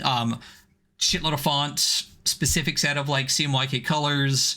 On top of that, the way in which the fuck me. You didn't really look good with words. The miseries, the way in which the miseries worked was something that we thought was really, really interesting. And basically, it's the length of your campaign based on how quickly the miseries happen. When there are 7 miseries that happen, which are these 7 kind of apocalyptic events, the world fucking ends, and you can burn the book or do whatever the fuck you want with it. There, the setting itself, the 2-headed basilisk, its weird church, like this dying land. It was really, it really stood out, you know? Mm-hmm. Yeah, I mean. Dark fantasy has been done, but dark fantasy in this way was really interesting. And I think it really has that, the Swedish vibe, right? They really, Pelle Nelson really brought it in this. So the combination of the art style, because again, before this, as far as an art book as a tabletop role-playing game goes, this one was newish as far as the way that was done. So that was original and unique. Or it lent to its originality. This, the super simple OSR rule set. You know what? I think we're going to change the originality category to just be vibes, you know? Vibes, originality and vibes. This got vibes. It's got fucking vibes. Yeah. Again, objectively, regardless of how you feel about its place in the industry, objectively, it's cool as fuck. It's dark as fuck. It's cool. Interesting and it's fun. The Gonzo darkness was super fucking fun. So that's what it is. That is Merkborg. And it's good. Coming in at number 4, Viking Death Squad, which was kind of close in a bunch of categories, but this is the first one I actually jumped into. So Viking Death Squad is an interesting one. This is from Hankrin and Fairnail and I need to go to the V's. Runehammer Games. Super interesting world. Was really what lent to its originality. The book was expensive as fuck, which is why it definitely didn't come into value. On the cover of this is this green foiling, which is beautiful, but the book was like $60, $70 on Modifius. It was crazy. But long story short, the art and the setting is what really hit this with originality for us. Very cool. The setting, basically you are distant years in the future. It's like 10,000 years in the future. You know? Yeah, on Earth. But there are these like ships like that rule everything. There are demons, there are devils, there are these immortals. There's only 10 of them left, right? And you get to have one of them in your party, but when all 10 are gone, you're gone. It's done. Basically, if your characters keep dying, like the game's gonna end. Yeah, you're basically a super soldier fighting off this these war pigs, right? The whole game, and that's another thing that was badass about it, is based on Black Sabbath war pigs, which I fucking love Sabbath. So the war pigs have operated for millennia as a secret society of evildoers and warmongering profiteers. Among their more ambitious projects were the Immortals, mighty Viking warriors that were kept in cryostasis and augmented with relic technology for thousands of years. And the cryostasis literally tortured them for thousands of years. And then you're basically coming out to fuck shit up and save the world from this obviously like over encompassing war pigs that are gonna win and you're gonna lose. But you can play as various characters, including one of the Immortals. But the world's fucked and covered with demons and aliens that took over everything and war pigs. Demon fighting demi immortal space Vikings is pretty. Yeah, it's oh my God, fantastic. Yeah, that's pretty metal. The rules were fun and interesting too. Like everything is based on armor. You don't really have HP. It's literally just the amount of armor you have. If you get hit while you have no armor, you're just fucking dead. I mean, it was just a fun, cool, interesting game with a really, really fun, unique setting that really set this one apart as far as the originality. We thought it struck a chord that other games really haven't struck. But like Connor said, 10,000-year-old space Vikings, fighting against demons and shit. Like, come on, it's cool. So that was number 4. That was number 4. Number 3 on originality. I mean, do we want to? It's Kingdoms, guys. It's Kingdoms again. Guys. Hey, I don't know if you guys know this, but there's this game. It's called Kingdoms. We like it. Kingdoms is like our MVP this year. I think it's on. It's on all of our lists. I think it's on almost every single list. And again, it crushes my soul that more people don't know about this game. The depth. So I think I meant to say something earlier, but I didn't. I think I ADHD'd and forgot to say it. One of the reasons I don't think we see a lot of people playing this, especially online, when we talked about this, one of the things that we said was you have to have the right group of people to play this. Yeah. Because it's not, I don't think it's very necessarily an easy game, but it's also a game that's very easy to fuck over your friends super hard. Yeah, like it's weird. It's funny. It's very political. You work together to fight the dark and fight the monsters, but you're also constantly working against each other to build rival kingdoms. And you're kind of squaring off for who is the actual like god king or whatever. Yeah. Who has the highest throne. And so you need a party that can go from like, yeah, fuck it, we're gonna kill a monster together to so I'm gonna place this guy in that guy's court. And eventually down the road, it's going to put him in a situation where he might die, I mean, that's the other part of the what's between micro and macro. Like you said, like court intrigue. There are characters in the game. You can literally send like a worm tongue character secretly into another like kingdom's court in that section of the play, because it's divided into sections, like we said, like the actual combat, and then there's a political intrigue, and then there's literally the generational. Okay, we had a new generation. Like you can literally have a baby that's like born deformed and basically your generation's fucked, and the other party members at your table can wipe out your kingdom. You know what I mean? Like it's your heirloom can get stolen. The complexity and levels in this game are insane. I mean, yes, that's why it's number 3 in originality, and pretty much on every, I think it's in almost every category that we put it in so far. Funny enough, I feel like the Bastards group that I built here would definitely be able to play this. I think they all are good enough humor where they would fuck each other over and laugh about it. All of them would laugh about it, I mean, we talked about you need a group that are smart, that are dark as fuck, that are that will laugh when someone stabs them in the back and not get all butthurt about it. People that delve into complexity. I mean, it's. I don't think everyone would. I don't think a lot of people would enjoy actually playing the game. Because I feel like the idea of your buddies like out to get you might not be for everybody. But I think the people that are down for this would be their favorite game ever. Yeah. You know. Number 2, originality, Cyber Metal 2012. We talked about this before. We're gonna talk about it again. Dude, this fucking game is so. It's like, sorry, I didn't mean to interrupt you, but just like, yeah. No, please go off on this one. It's the setting is so good. Like, fuck, it takes place out in fucking Grand Rapids, Michigan, which has become a hell city, surrounded by a wall of fire that you can't leave. Inside of it, they harness the fire for perpetual energy. You don't die, you just respawn from your last save point, essentially.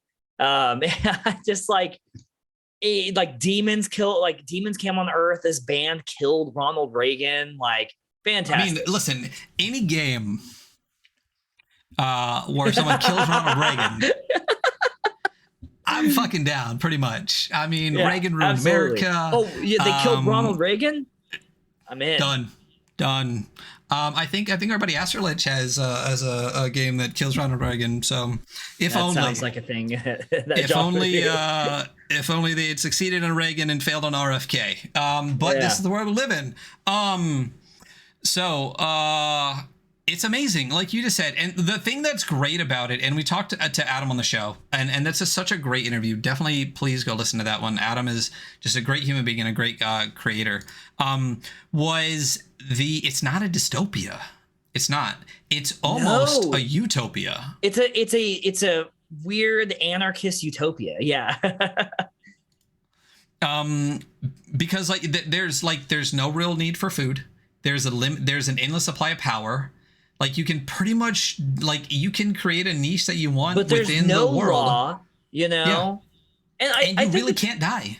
You can't. And I think it's cool because the way that the rules approach conflict is everything is conflict, essentially. Like, you're just, whether the challenge is, I'm going to do a skate comp, right? Or my band and I are playing a battle of bands inside of a burned out Olive Garden. Or you're like, no, we're beating the shit out of another group of people. Like, it's all the same. Like, or you're fighting the demons that are literally coming out from the open pit of hell in front of you. I mean, that's the other thing that's great about it is, like you just said, you could literally go from a skate comp in the morning to fighting like the Lord of Demons at night in this fucking game. And mechanically, first, the mechanics are fantastic. We didn't dig too deep in it because it's not the rule set. I'm trying to focus. But as far as originality goes, I mean, across the board, as far as art, rule system, style, setting, I mean, this definitely scratches a lot of boxes. Or scratches off, whatever. Scratches boxes, checks itches. We're good. Number 1 on originality. I don't even remember. What do we got? Necro Nautilus. Another Adam Bass. Yeah. You don't get, like, it's like, you know, originality is like it's a conglomeration of like all of the aspects of the game, and like the way that it deals with words and memories and the setting itself and the goal of the characters and like the potential for growth and change of the characters. It's very singular. It's very on its own, you know? Yeah. I mean, what you just said, exactly it. This is one of those games where as we were reading it on screen, we were just like, God, fuck, this is so good. You know, like every time we were like, man, like the way that they do that, we're just like, fuck, you know, like, and it's hard to compete against stuff like that. I mean, the way that you use memories to create power in a universe ruled by and in which you are an agent of death is so fucking good, you know? Yeah. I mean and the ability to like be clever with language, you know? Mm-hmm. To like have words in your arsenal and like know that like, oh yeah, I like that word has several meanings in different situations. I can use it differently, you know? Yeah. So recounting the top 5 for originality. Number 5, we got Merkborg. Number 4, we got Viking Death Squad. Number 3, we got Kingdoms. Number 2, we got Cyber Metal 2012. Number 1, we got Necro Nautilus. So good job, Ryan. Looks great. Woo. I think I did a good job of this. I'm gonna blow my own horn real quick. I did okay. You don't want to blow my horn? Yeah, totally. Oh, thanks, buddy. All right, 47. Okay. Number 5 on. Okay, next we're going to value. So we talked about this earlier. value is not only how much a book costs, but the bang for your buck, right? Yeah. What else do you get? What else available? Are there third party licenses so that other people can create content for you? Are there online resources like character creators and generators and all those kind of things? It's an overall real bang for your buck is what value encompasses, right? So coming in at number 5, we have Death in Space, right? I don't think we need to really kick to the other. Did I do a thing for this? I think we're getting to the point where we don't really need to go through the books, because we're going over books that we've already talked about. Yeah, not only that, but like we don't need to scroll through the PDF for value, right? So Death in Space, one of the reasons we gave this the score that we did is because honestly it's not expensive and the book is fucking beautiful to start. Let's say that. So for example, there's another, like we talked about Viking Death Squad, it's like a $65 book plus shipping, right? For a foil cover and some foil on the side. This book has a foil cover, and this is the regular edition. This isn't even the special edition like cloth bound one that we're talking about. The regular edition of the book is like $40. It's foil on the cover. It's like 3 bookmarks. The pages are thick as fuck.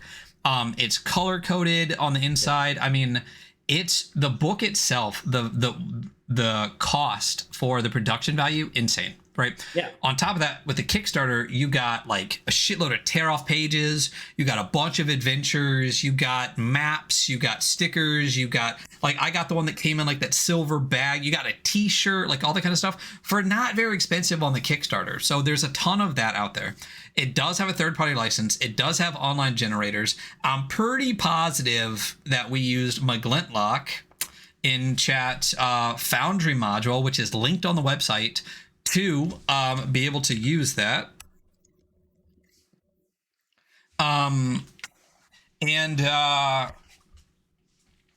It's there. So you can get, there's access to third-party content. There's already third-party content. The book itself has great value for the production value. The amount of content you can get right now that's official for it. The Foundry module from Glintlock, as I said, go check out glumdark.com. I mean, it's just value-wise, as far as a quality book is concerned, it's up there. I mean, it's crazy. I think this is one of the ones that we were debating with another one, and it just won out because the book itself, the regular book feels like a special edition of a book. So, yeah. Yep. Forbidden Psalm was actually number 4. Yeah, totally. Yeah. Yeah. Do you want to talk about Forbidden Psalm at all? Yeah. I mean, hold on, let me pull. I gotta look at things while I'm doing it. So I was ready for you. I was just enjoying you going off, you know? Yeah, you can go off too. Where the Hey, go off, Ryan. So Forbidden Psalm is one of the other ones that's a little bit different that we've gone over on the show. It's a minis game, but what's great about it is that not only is it like a minis like skirmish game, right? It's all, you can run all the adventures for it, and even the rule set for it. It's obviously heavily based on Merkborg. It's basically a Merkborg hack with a couple of small differences. Turned into a skirmish game, and it also has like the flaws and stuff into it. All you can run it as an RPG, or you can run it as a skirmish game, right? So value-wise, the book itself is not expensive, but the amount of content that exists for Forbidden Psalm, I mean, we're talking Forbidden Psalm, we're talking the Mad Mage, the second one, we're talking Last War. Gosh, what is the, I mean, the number, every time that like a minis set has come out, like the Westphalia ones for Merkborg and stuff like that, there's a Forbidden Psalm module for it. The amount of content for it is fantastic. And like, even if you don't get the minis, in the back of all of them, they have paper standees. They're like really cool. And like, you can use those in other games as well. Yeah. And pretty much all Merkborg content can be converted into a module to run in Forbidden Psalm, which is cool. Yeah. So it really comes down to the cost, but also the amount of content, the third-party content availability. I mean, we gave it a high score because, like you said, the standees, the support, I mean, everything. It just, it's got a lot of support. You get a lot of bang for your buck. So that's that. That is, that's Forbidden Psalm. Number 3, Sacrifice. This is one that came out recently. We didn't necessarily we talked about it on the show, obviously, because we gave it a score. But what was great about it is it was an LFOSR kind of. At least the original print was exclusive, right? It came with a beautiful LFOSR style, thick paper bound version of the book. It also came with incense sticks. It came with just a ton of other content. Some the commoner pamphlet. Everything that came in it was this beautiful LFOSR style bundle in a gold bag with an incense stick. It is an incense and iron RPG, which is basically like a medieval dark church setting, dark religion setting, like evil Inquisition, like oppressive Catholic Church. Yes. So and on top of that, it also came out with POD codes, third-party licensing, everything. There's so you can a get the book GM-less rule set too, right? There is a GM-less rule set too, yeah, because I mean, Alexi Black with Entertainment, he does a ton of solo play. I mean, that's what primarily. I mean, Disciples of Bone and Shadow was one of the things that I first got from him. And the game itself is basically, it's a 2-player game. This is one that's based on Berserk, so really it's you versus the world. But there is GM-less stuff. So and the cost of that was really, really low for the quality of the content that you got. And if you're a Patreon backer, you got a code to get that at like just cost, which ended up being like 50%. So I got like, it was like $20 to get the entire LFOSR bundle in a beautiful gold bag. I still have your bundle. I got it mailed to you once I send that out, probably at the end of the year, once I gather up some other stuff. Wait till after Christmas, buddy. It's too expensive to mail stuff right now. Oh yeah. So long story short, it's LFOSR, who we absolutely fucking love on the show, that puts out a gorgeous quality products for relatively inexpensive bundle for a great game. I mean, it was just super quality. That's why it's got the score that it got. Coming in at number 2, Casket Land. This is an interesting one. It's just like, it's so high value. It's free. It's basically free. It's basically free. That's what really got it. I mean, because here's the thing is, if you look at the rest of the scores for Casket Land, we enjoyed it. We played it on stream. It's fun. The newer version, the crew wash version, and the updated stats and stuff like that are better. The original one that came out was really good, but it's one of those games, and I don't mean this necessarily. I'm trying not to sound like a douchebag here, but like the creator is an artist, and I feel like they're an artist first and a writer second. The art in it is absolutely stunning. The setting is great, like grimdark Wild West, like occult grimdark Wild West Dust Bowl. I mean, amazing. But there were a lot of times where there was like references to rules that weren't there. There's like a GM screen that has some rules on it that you only got from the Kickstarter that you can't find anywhere else. There was some issues with the way that it was laid out as far as like where you could find the material and the stuff like that. But it's still really fun to play. And the newer version, the Crew Wash adventure that came out, really fixed a lot of those things. But there's still like rules on the GM screen that don't exist anywhere else and things like that. But it was super playable. We did play it on stream. It's a super fun, great game. The setting is fantastic. It's powered by the Apocalypse. So it's moves and all that kind of thing, mixed success. It's really fun. But again, if you go to the website, it's Marie Enger, ENGR. You can find the game. You can basically download the PDF for completely free. Like, it's hard to not give a high value score for a game that I can't remember the prices, but all of the modules that you get were also like $5, something like that. They were really, really cheap. Really inexpensive and not cheap but like not, just sorry, the I cost. mean cheap they're very inexpensive. Like, it was very like, if you are like, if the dollar's hard for you right now, if you're having a hard time with that and you want to play a tabletop game, this is such an easy point of entry.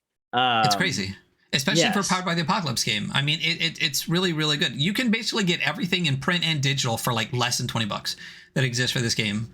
Like, it's crazy. And again, it's a really good game. I just think there was it's just a really good game. You know, it's fun and it's out there and it's got a great value.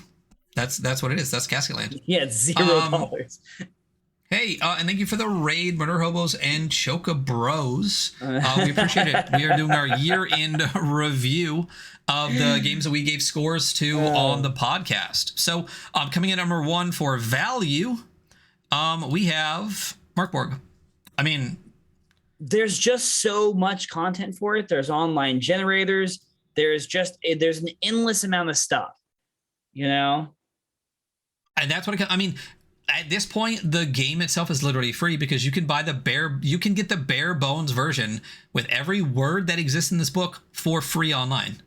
The the original like Merkborg cult that ended up in like the Ferritory and stuff like that. Like when you go to the website, there are adventures, and I'm talking like official, unofficial, official on the website stuff, like adventures, character classes, like a shitload of stuff for it. And then also, I mean, third-party license. You know, you can buy mugs and shower curtains and all sorts of stuff. You can get novels now. You can get all sorts of stuff. Regardless of your opinion on that, the fact that it's a great game that a lot of people really enjoy, and you can literally get so much of it for free, including the game itself for free. Yeah. You can't get a much better value than that, you know, from a book that we reviewed on stream. So that is value. So we are gonna go into do you want to do the rated overall scores and then our individual top fives? Yes. Okay. All right. So I'm gonna hide that. We're gonna go into the top overall scores. I am actually gonna kick back over to this fun page because I did some fun stuff on this one with this. So originality. So top overall scores. So this doesn't have the PDF section or anything like that. So let me just turn that off real quick. So top overall scores, and don't forget, we rate 5 categories to a total of 10 points each. So the highest score you can get is a 50. So these, when we rate all the games that we rated on screen, are the top 5 scores by points that came up. All right. So coming in at number 5. Number 5. Top overall, number 5, Death in Space. Top 5 overall super solid game. You know, super looks solid. good. The layout's good. Like the setting is well set up, and the mechanics are like fun to play. You know, you have some cool, weird, terrible shit that can happen to your character, and I think that's hilarious. You know, and you can see visions of how you were supposed to die in space. Yeah. You know? So how it got a so Death in Space. Let me open up. So Death in Space got a 42 out of 50. 42 out of 50. And how it did that, it got a 9 in art and style. It got a 9 in layout and function. It got a 9 in rule set and crunch. It got a 7 on originality and an 8 on value for a total of 42 points for Death in Space.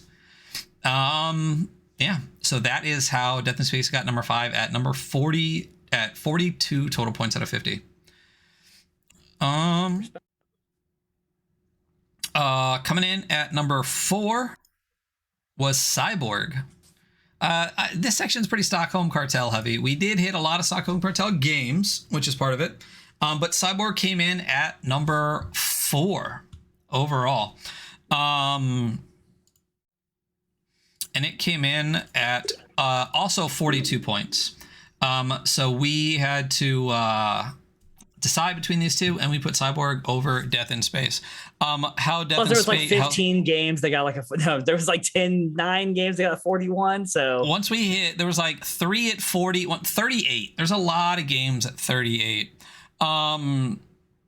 So how did Cyborg come to be at a... Where the fuck are you? There it is, Cyborg. How did it come to be at a 42? Yes, Micah, Death in Space is actually really cool. We did run a couple of campaigns on stream. It's fun. So Cyborg, how did Cyborg get to a 42? It got a 10 in art and style, an 8 in layout and function, an 8 in rule set and crunch, a 9 in originality, and a 7 in value. So the 10 on the art and style and the 9 on the originality. Again, there's a lot of cyberpunk games out there, but this one did it in a different way. Kind of, you know, we loved the kind of occult aspects to it. And there's a little bit, it's more, I feel like Cyborg feels more like cyberpunk now than the like how Cyberpunk feels like what we thought the future would be in the 80s. You know what I mean? That was a sentence, man, right there. It was a sentence. Does that not make sense? No, I totally. There's like there's an idea of cyberpunk that is stemmed from like a kind of like retro futuristic view, right? Because I mean, now like people who are in 1980 were like, yeah, 2020, dude, shit's gonna be fucking crazy. And yeah, this is much more of a modernized like anti-corpro. Yeah, I get you. It made sense. Yeah. Smell what I'm stepping in. All right, so coming in at number 3, Cyber Metal 2012 from World Champ and Adam Bass. This is one we've talked about a bunch already. I mean, and for all the reasons that that we talked about it before. I mean, when we look at the overall score for this, it came in at a 43. So when we look at Cyber Metal, let me find that page in my score sheet here. That's what I'm doing. I'm like, where the hell is it? Right? I should have. I put them by numbers instead of by. I was thinking the exact same thing. 46. 46. Yes. Okay. So, how did it come to a 43? It got a 9 in art and style, an 8 in layout and function, an 8 in rule set, a 10 in originality, and an 8 in value. It's one of the very few 10s overall, one of the very few 10s, and I think one of the only 10s in originality. I think there might have been 2, and that's about it. So Cyber Metal 2012. I mean, when it comes down to we're talking about Cyborg versus Cyber Metal. 2 similar but very, very, very different games. They're way different, though. Way different. You know, so Cyborg, like we just talked about, is like word cyber. You know. Yeah, like we all did when we were 16 on AWOL semester. Cyborg is this kind of like cyberpunk dystopia, anti-corpo, anarchist, fucking, ACAB kind of game. Where, as we just talked about a second ago, Cyber Metal is more of like a anarchist utopia where you literally have like free energy and there's like demons and shit, They definitely have like a tech aspect to them, like hacking and things like that, but done in a very, very, very different way. It's very much like a fantasy tech, It's like respawn points and like, you're the neural nexus that uses like audio waves, like radio to fucking do stuff, very cool. So very much its own thing, Yeah, very, very different vibes overall for that. So coming in at number 2 on the highest rated games, Necronihilus. We've talked about it. I mean, obviously we're big World Champ fans here. We are big World We Champ. Never said we weren't unbiased. I will just throw that out there.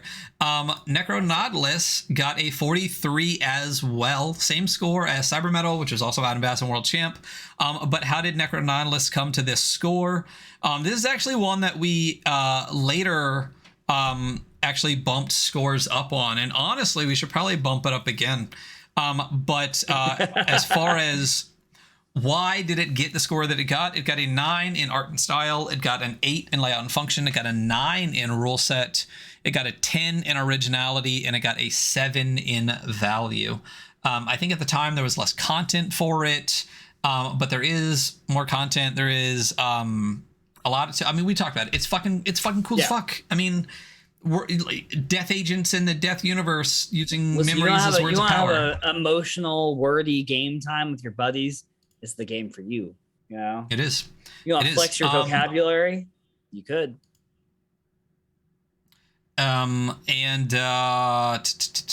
coming in at number 1, I think this is going to be unsurprising for the top overall rated game. The very first game that we reviewed on stream, it's Merkborg. It is Merkborg. Merkborg is number 1, baby. Top overall rated games on stream. So this is the score, the game that got most points on stream. I'm sure everybody is surprised. There are 2 standouts though for why it got so high, because if you take out if you just look at like rule set and things like that, if you take out even say value, for example, just take out the cost of the game, this doesn't end up number 1. I think it ends up like number 3 or 4 actually. Because Merkborg got a 10 in style, a 7 in layout and function, because The more audiobook is, the less functional it is because it makes it hard to read. I remember the first 2 or 3 times reading through Merkborg, I didn't realize as we were getting into new sections because I was so caught up in like trying to figure out how to read it, right? Yeah. But 7 in layout and function, 8 in rule set and crunch, 9 in originality, and 10 in we called it price at the time, but it's a 10 in value. It's free. Value, yeah. It's free. But if you were to just drop value off of this, Merkborg would probably drop by like a couple of points.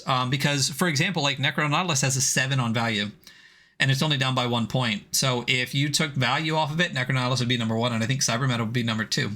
So there are specific reasons why, as an overall game, some games got high. Even some other games that had low scores had high scores elsewhere and ended up equal to games we thought were either superior or not quite as good. But that is the top overall rated. Now we get to the good part on stream. You guys watched all of that. The real show's about to start. Yeah. So that is, again, by point totals, the top overall scores that we've rated on stream. What we're going to get into next.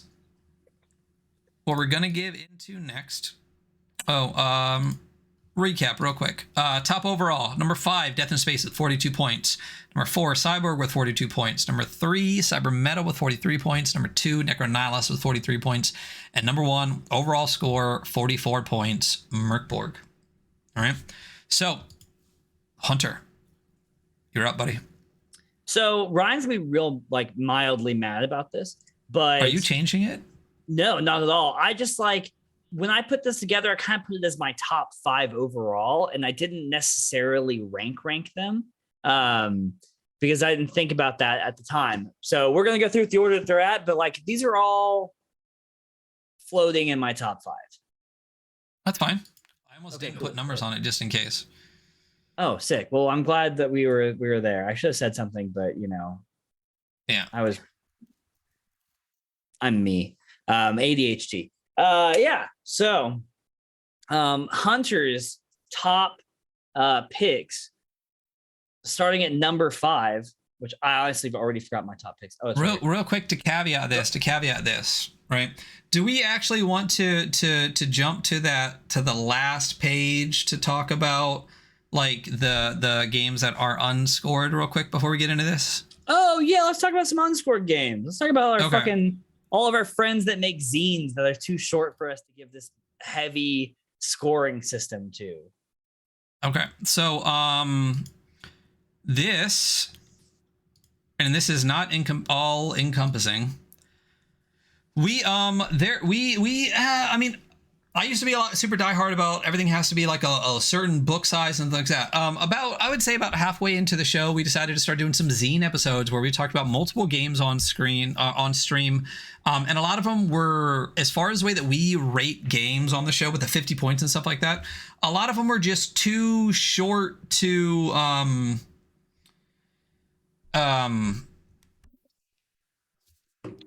chat can be nice or chat can leave.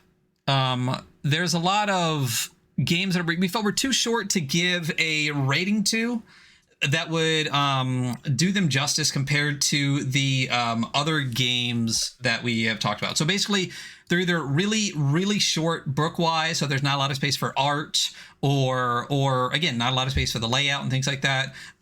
There's not a lot of lore compared to some other games. For various reasons, we felt like these were a little bit too short to give a valid rating to, but we still loved and would put out like why we liked the game and what it could improve on and stuff like that. So to go over some of them that we really, really loved a lot, but didn't quite, we didn't feel were long enough to give the ratings to. We're talking about Fallen from Perplexing Ruins, which is absolutely fucking awesome. Super clever. Very cool. Yeah. Like it's a Baroque dark fantasy. It's very cool, like very specific vibe and time period. Also the dueling mechanics. So good. So clever. Good. Its own mini game. Yeah. And the rule set overall is fantastic. Tomb is one of my favorite games. It's one of the first things I read from PR, and I fell in love with it. And when we talked about it on the show, I asked him, and he confirmed that Fallen is kind of like if Tomb was taken out as far as it could go. And I love them both. They're both fantastic. I love the way that the rules are used and characters are created and magic and everything. It's a really fun, great game. The second one is Primal Quest from Diego Noguera. This is a super fun game that I had a lot of fun with just in my ttrpg like life. Like I got to go to Exalted Con and got to play some games with some fantastic creators, one of which was Diego Noguera when he was playtesting this, and actually got to play this with Christian Sorrell, which is where I first met Meat Castle Gaming, and they become a friend of the show. Super cool guy, super great creator. I got to play with them, and they actually came on the show when Hunter was unable to appear for an episode, and they actually reviewed or went through Primal Quest with me after we got to play it with Diego Noguera, which was super fucking cool. This is a stone and sorcery RPG where it's kind of like Stone Age, and the intro adventure has a lot of fun like time mechanics. I'm trying. What's the name of that show where they find like the secret underground world where dinosaurs and humans still live together? Like the old school, like 90s show? Yeah, I mean, there's a lot of versions of it. So yeah, you're talking about oh god, I don't know. Land of the Lost. Thank you. Land of the Lost. Yeah. Hell yeah. Very Land of the Lost game. Like I mean, you're still your character's in that same time period too, though. You know what I mean? It's not like you're a modern person who gets like teleported. No, I know, back. but it still has that same like people and dinosaurs together, and like, you know, there's some indication in the game that maybe it's like a future past setting, and there's like old stuff and like, but yeah. Primal was very cool. Primal was very cool. Yeah, and yeah, the show Primal was like I think a huge inspiration, I believe. As far as the creation of it, I mean, there's a lot of stuff that influenced it, but I definitely think that was one of the big ones. Another one is Helm from John David, Civic Sanctum, a good friend of the show that we actually got to die at John's hand playing an adventure from 17th Century Minimalist in Helm. Yeah, we got murked. Hard. Very cool game. Like the use of like the limbs and like it being body part specific damage. I really enjoyed that. Its combat is very fun, but it's a different way to think about combat. Yeah, super cool. Also, it has that good gritty, like we're just dudes carrying swords. That you know I'm into.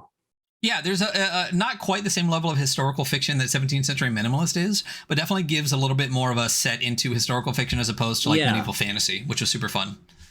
The next one is, I say this wrong every fucking time. I'm going to say word. Weird. Is it weird?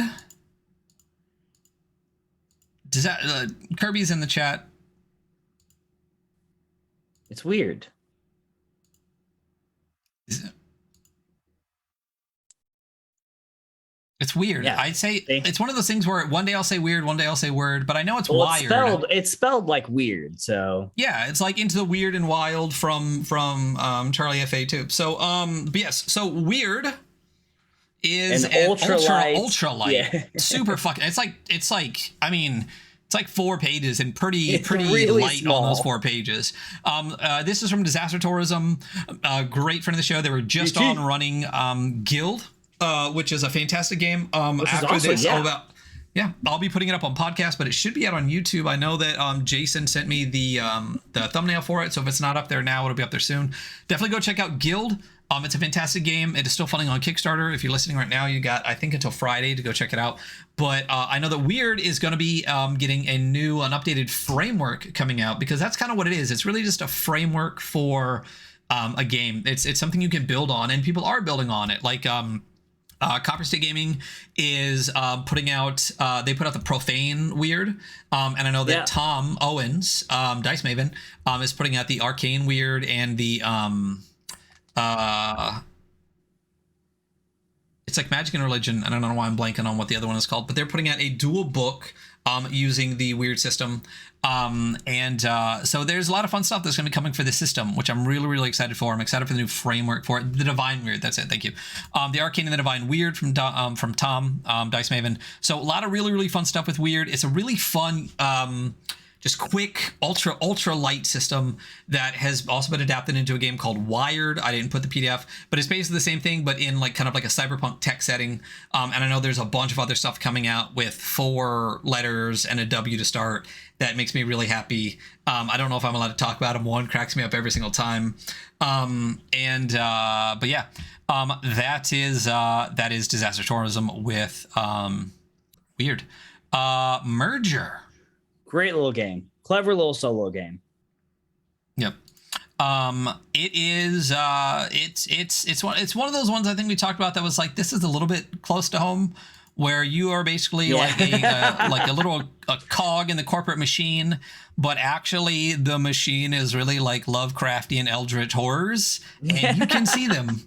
You have to defeat them, but the way the game is designed, you are designed to lose. Like, they are more powerful than you. It would be very difficult to win, which, I mean, welcome to real life. But it's super fun. This is from Michael Elliott. They put out some really cool stuff like Dungeon 101.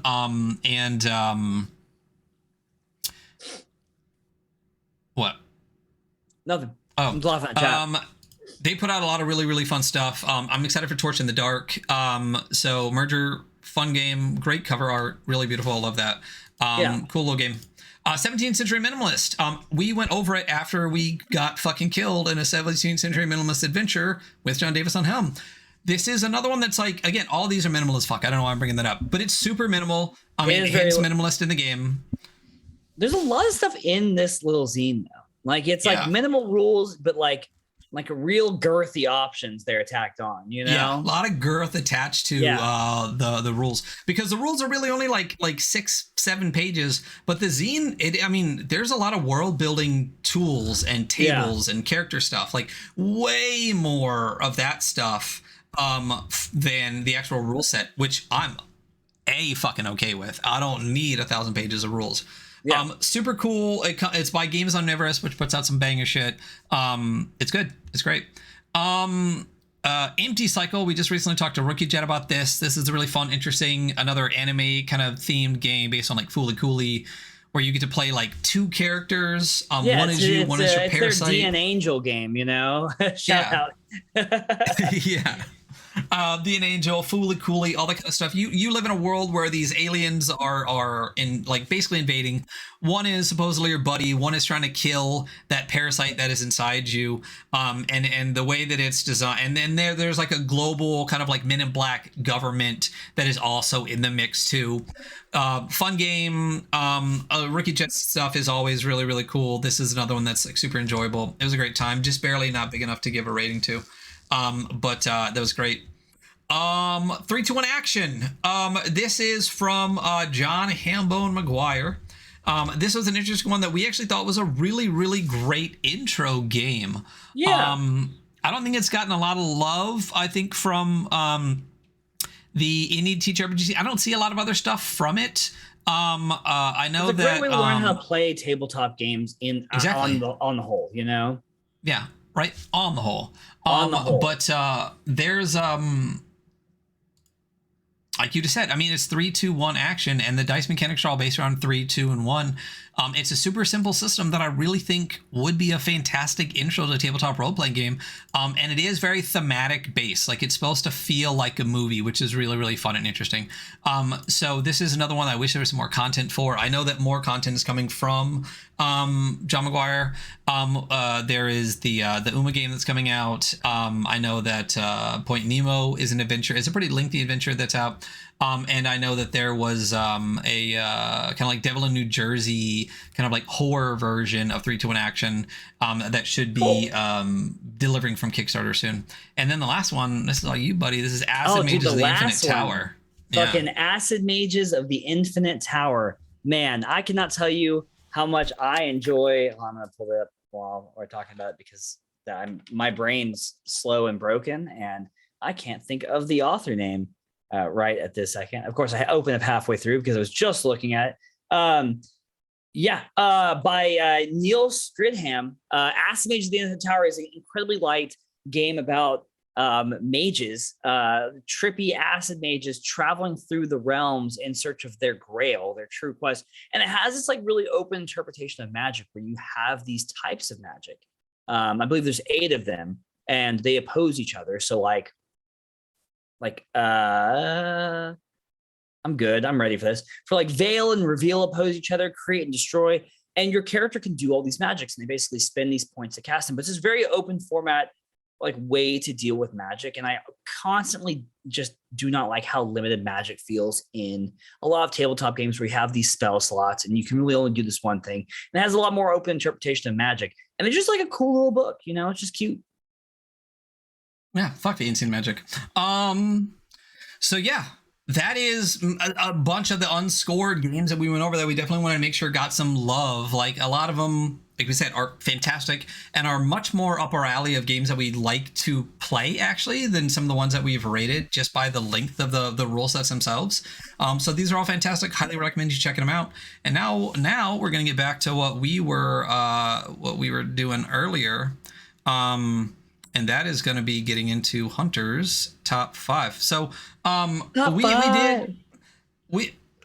I don't want to say we didn't. You gave a 5. I gave a 5. I was actually going to try to keep it secret. Then I realized that we needed to actually be able to display it on the screen because I wanted to get the reaction to your 5 and you get the reaction to mine. But yes, Zach Hazard, I believe, is the cover artist for Fallen, Sick if I'm not name. mistaken. Yeah, Zach Hazard. So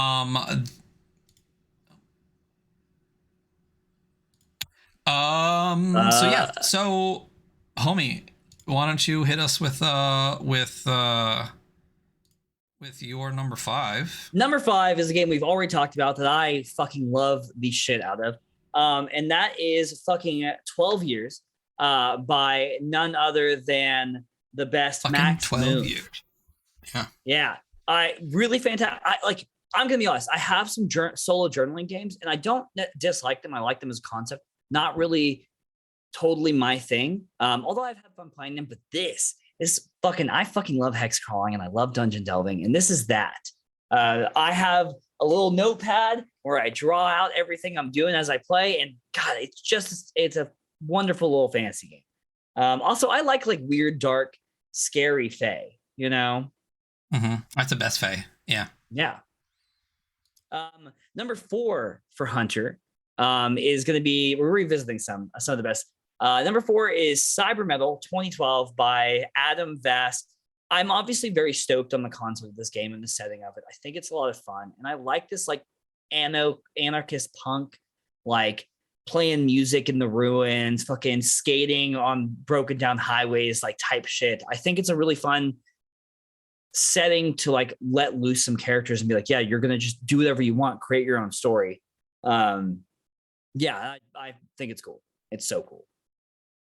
I don't think it's cool. I know it's cool. Nice. Yeah, we're moving up to, what was that for? So now we're doing 3, right? That's what comes before 4. 3, not shocking, you're gonna see this game again, and I think you're seeing it again after this, but Kingdoms. Kingdoms by Sophia Tenney. I just think it's so cool for all the reasons we talked about, this macro and micro gameplay, this the seasons of your family and your kingdom, and this adventuring and killing monsters. And it's done really well. The vibe's very good.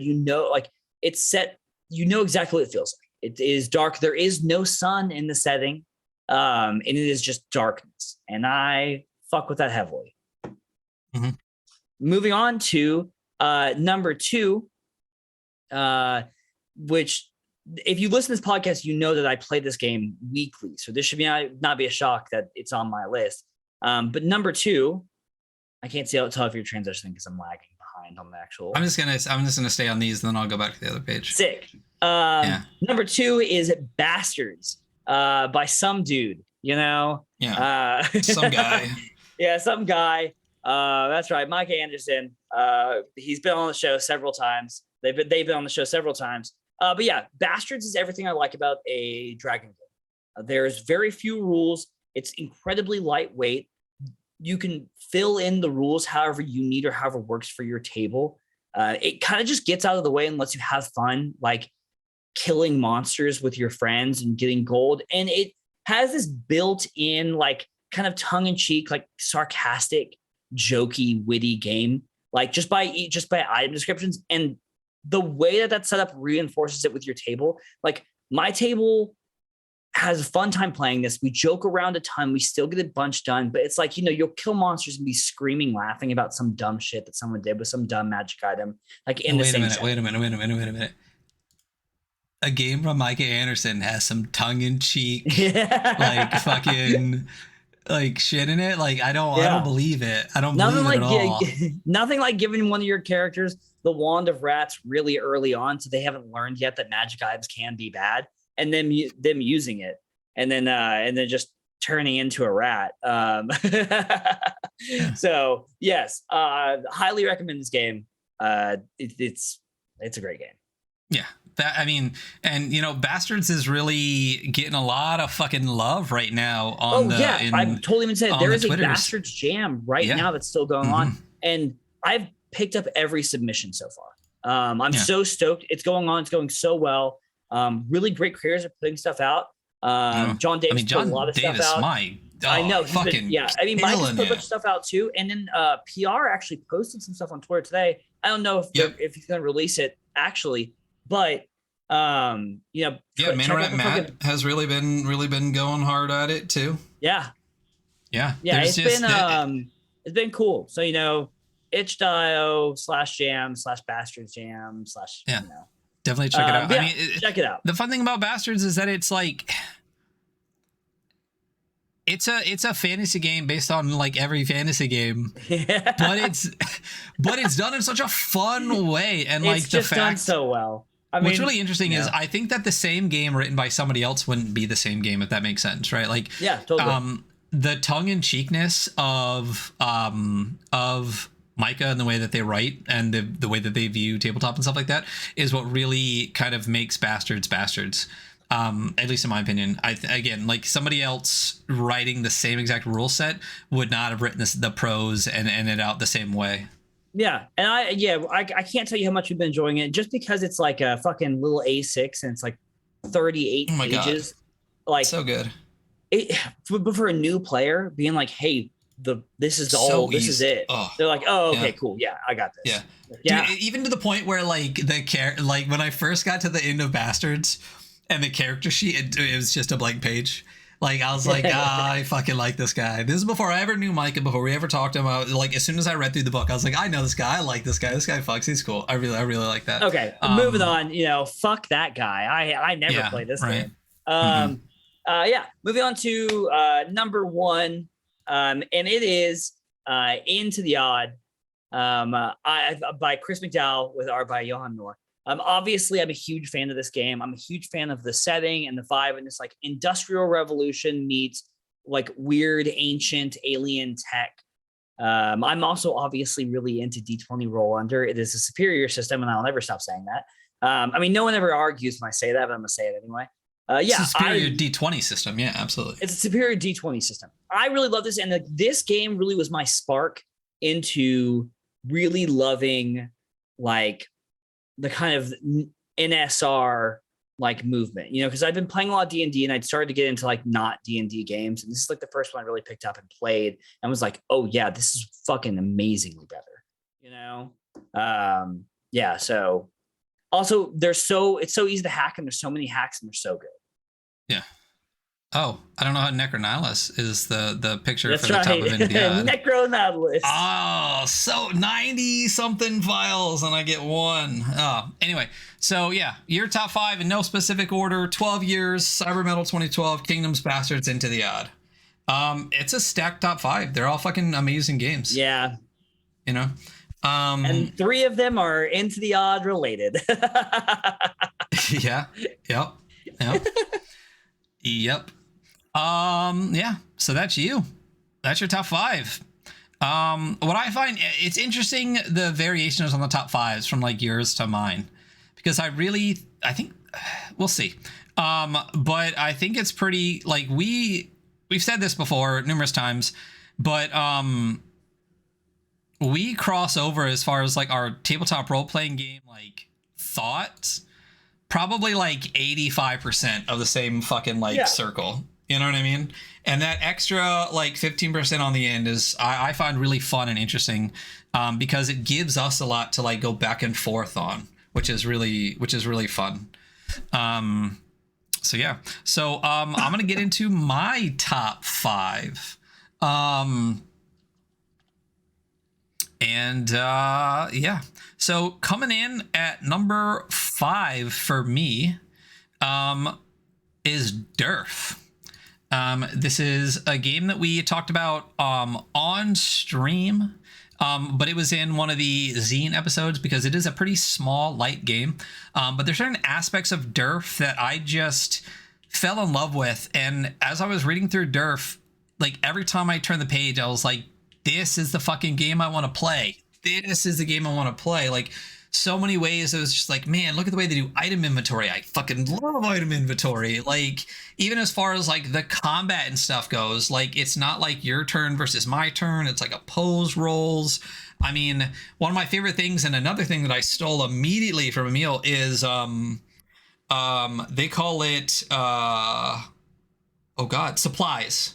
Right? I love the idea of supplies, where basically you can get a set number of supplies in your pack. They count as like slots in your inventory, but you don't have to say what they are. It's just when you need something that's like a basic adventuring item, a torch, a piton, like a rope, a hammer, whatever, you're just like, oh yeah, I packed that. And one of your supplies becomes that thing, right? It's so good. Like, I was just like, that's so fucking good. Like, I really enjoy it. Like, the way that magic is done in the system is really good too. There's a new zine that recently came out as part of like the Lost Babe bundle. I mean, it was on PDF but in print, called Wizardry, where it expands the magic a little bit more. Durf is one of those games that I haven't got a chance to play yet because I have plans to play it in a specific way, and my ADHD and inability to commit or function normally as a human being has stopped me from doing that. But maybe in the new year I'll actually get going, and games like Durf are the games that I want to run and play in that scenario. But Durf is a fantastic game. I really enjoy the style. And then a lot of the individual little rule systems really struck me in super fun ways. Yeah, and the little wiggly knife on the picture is fantastic, and all the art is done from Emil. They're a great artist. It actually almost reminds me of Nate Tremay a little bit, like slightly different variations, maybe a little bit more kind of like Evelyn Moreau style, but the way that they both create these like fun games, do all the own art for it, which is fantastic. I just really enjoyed Durf a lot. It's and even the fucking logo with a little dagger in the D, I mean, it's fucking cool. So that's Durf. Really enjoy it, really interesting. It comes with some adventures. It's cool. That's Durf. So that's my number 5. And much like Hunter, this isn't like in any specific order. I couldn't, maybe one of them is in like a specific order, but this is my general top 5 of games that the first time I read them, I fucking loved them, and they've either played or want to play super bad. So that's Durf.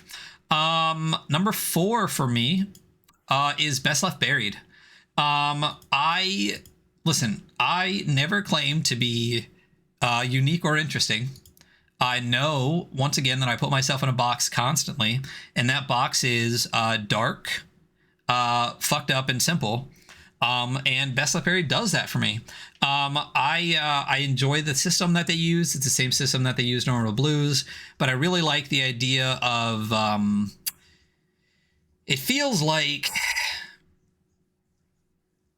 early editions of Dungeons and Dragons were like were horror games. I read this article, I think it was in the TPK zine, and I think it's from the name is escaping me, but it's the guy that runs the Vintage RPG podcast.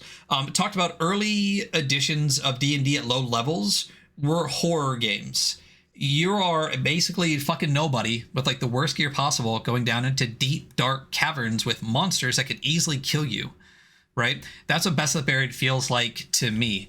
The way that they do character advancement is really fun. I like that the setting is really more implied than anything. But I just like the general vibe. I like the writing style for it. It's just, in my opinion, a really well done, dark dungeon delving game with some really fun character creation mechanics and character advancement mechanics that I just really love. I want to feel a little bit of horror in my dark fantasy, and this definitely gives me that bite. I think this game would have been rated a lot higher, but I think we had some issues with some of the layout and function because of some pretty severe editing issues in it. And that was about it. And some stuff with the art being like the best art being behind like too dark of colors and stuff like that. Otherwise, this definitely was scored higher. Yeah. But I really enjoy it. I like a lot of stuff Soul Muppet does. We love Orbital Blues, and that uses a system that was based on this. So yeah, that is Best Left Buried at my number 4. Again, as one of my top 5 games. Number 3 for me, we talked about a second ago, 12 Years. I mean, same with Hunter. It's one of my favorite games of all time, period. I love Max Moon. They are an amazing fucking person. This is a game that made me, this is a game that made me fall in love with their style. It's just one of the most fun games I've ever played. I like you said, solo journaling games are great. I like the Wretched. I like the Wretched Alone system. I like it. But the solo adventuring games like this, games like Marching Order, another one that is a fantastic game that just didn't barely make the cut in some of the other ones.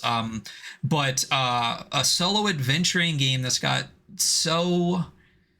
it's so clever, it's so well done, and not only that, the continued support for it. I mean, look at all the different variations I have for 12 Years that are these unique, fun, great things. And that's one of the things about Max that I really love. Like they will put out like 2 of something, and that's it. Like, and that's all you're ever gonna get.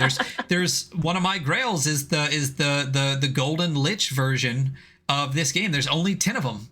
I don't fucking have one. I want one real bad, but I do have the 1 of 7 version and stuff like that.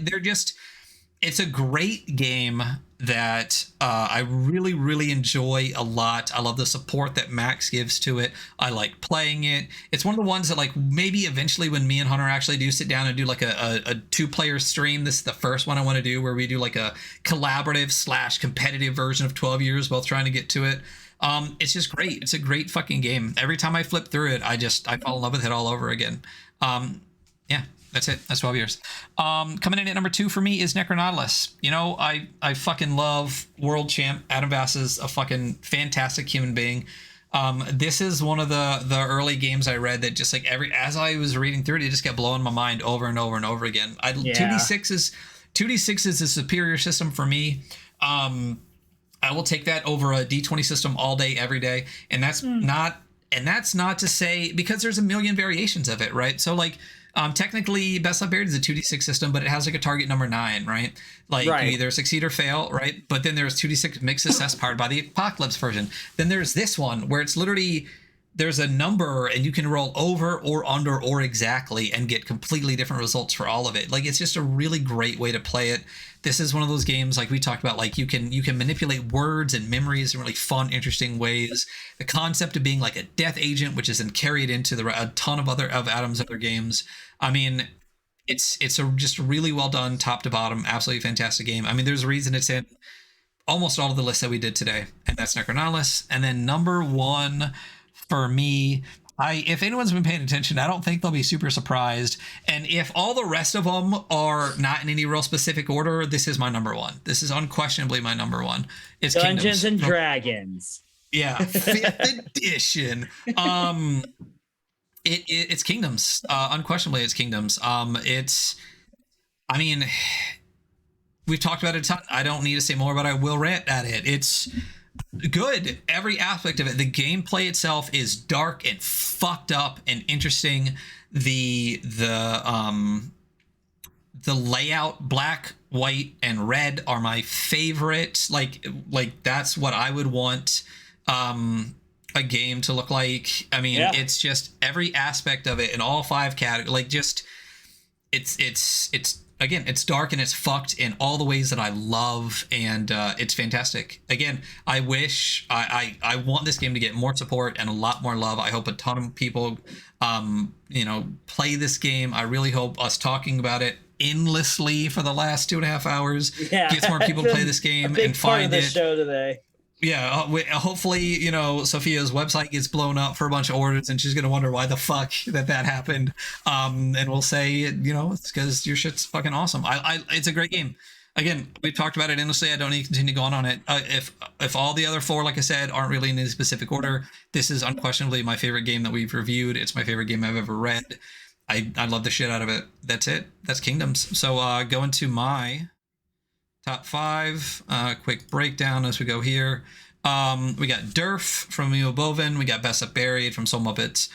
Soul Muppet Publishing. We got 12 Years from Max Moon. We got Necronihilus from World Champ Adam Vass. And we got Kingdoms from Sophia Tenney. That's what we got. That's our year in review. We did it. We did it. We did it. What do we want to do now? We don't need to go over the ones we already went over, right? Like we can just... No, we don't need to do that. So there's a couple of things that... Let me get to an opening screen. Well, that's it. How do you feel about a year in the fucking podcast? It's funny. I don't know. My taste has matured so much over the time. Like what I was so stoked on once, I still appreciate for what it was, but I'm just not stoked on anymore. And then for so long I had been running playing just dragon games, and now I've played so much more, and yeah, I feel good. I feel good about where we move forward to, Yeah, I completely agree. I think, it's interesting that the,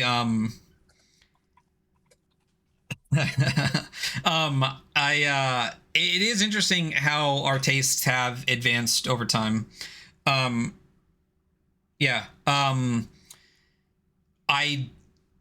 don't think we have tweaked a couple of scores. I am curious, and I don't think a lot of the scores would necessarily change, but I think some of our rationales for the way that we did things would be tweaked if some of the ones that we did early on we would do again. Yeah. If we hadn't, not doing it again knowing what we know, but doing it again if we hadn't already. If we did some of the early games, what we would talk about those games now. I know I'm rambling, but if that makes sense, that's what I mean. It was an interesting, fun year. I honestly, when we started this podcast, you weren't on it, but you got on it pretty quickly. Our first game, Lancer, which we would do that differently again. That's right. It has a score of a 31. I know because I looked. But yeah. Hey, listen. Are there too many rules for that game? Yes. Will I still play it if somebody else ran it? Absolutely, I would. Yeah. I completely agree. There's a bunch of games like that, though, and a bunch of games that I know we just did a top 5. We were originally going to do a top 3, and then as soon as I started looking at it, I was like, we can't. There's so many that are so good and so many that have similar scores that it would have been a disservice to just do a top 3. I'm super glad we did a top 5. When we do this again next year, that was the other thing. I can't believe we're still doing it. I honestly can't. Once we started splitting the interviews, and first of all, when we started doing interviews, we were like, maybe we'll do one a month. Yeah. And now it's literally every episode, which is fantastic. The being able to talk to people like Micah, being able to talk to John Davis, talk to Adam Vass, talk to some of our favorite people in tabletop gaming, has been honestly a dream come true for me. It's why we talked to Johan Moore. We talked to Johan fucking Noor.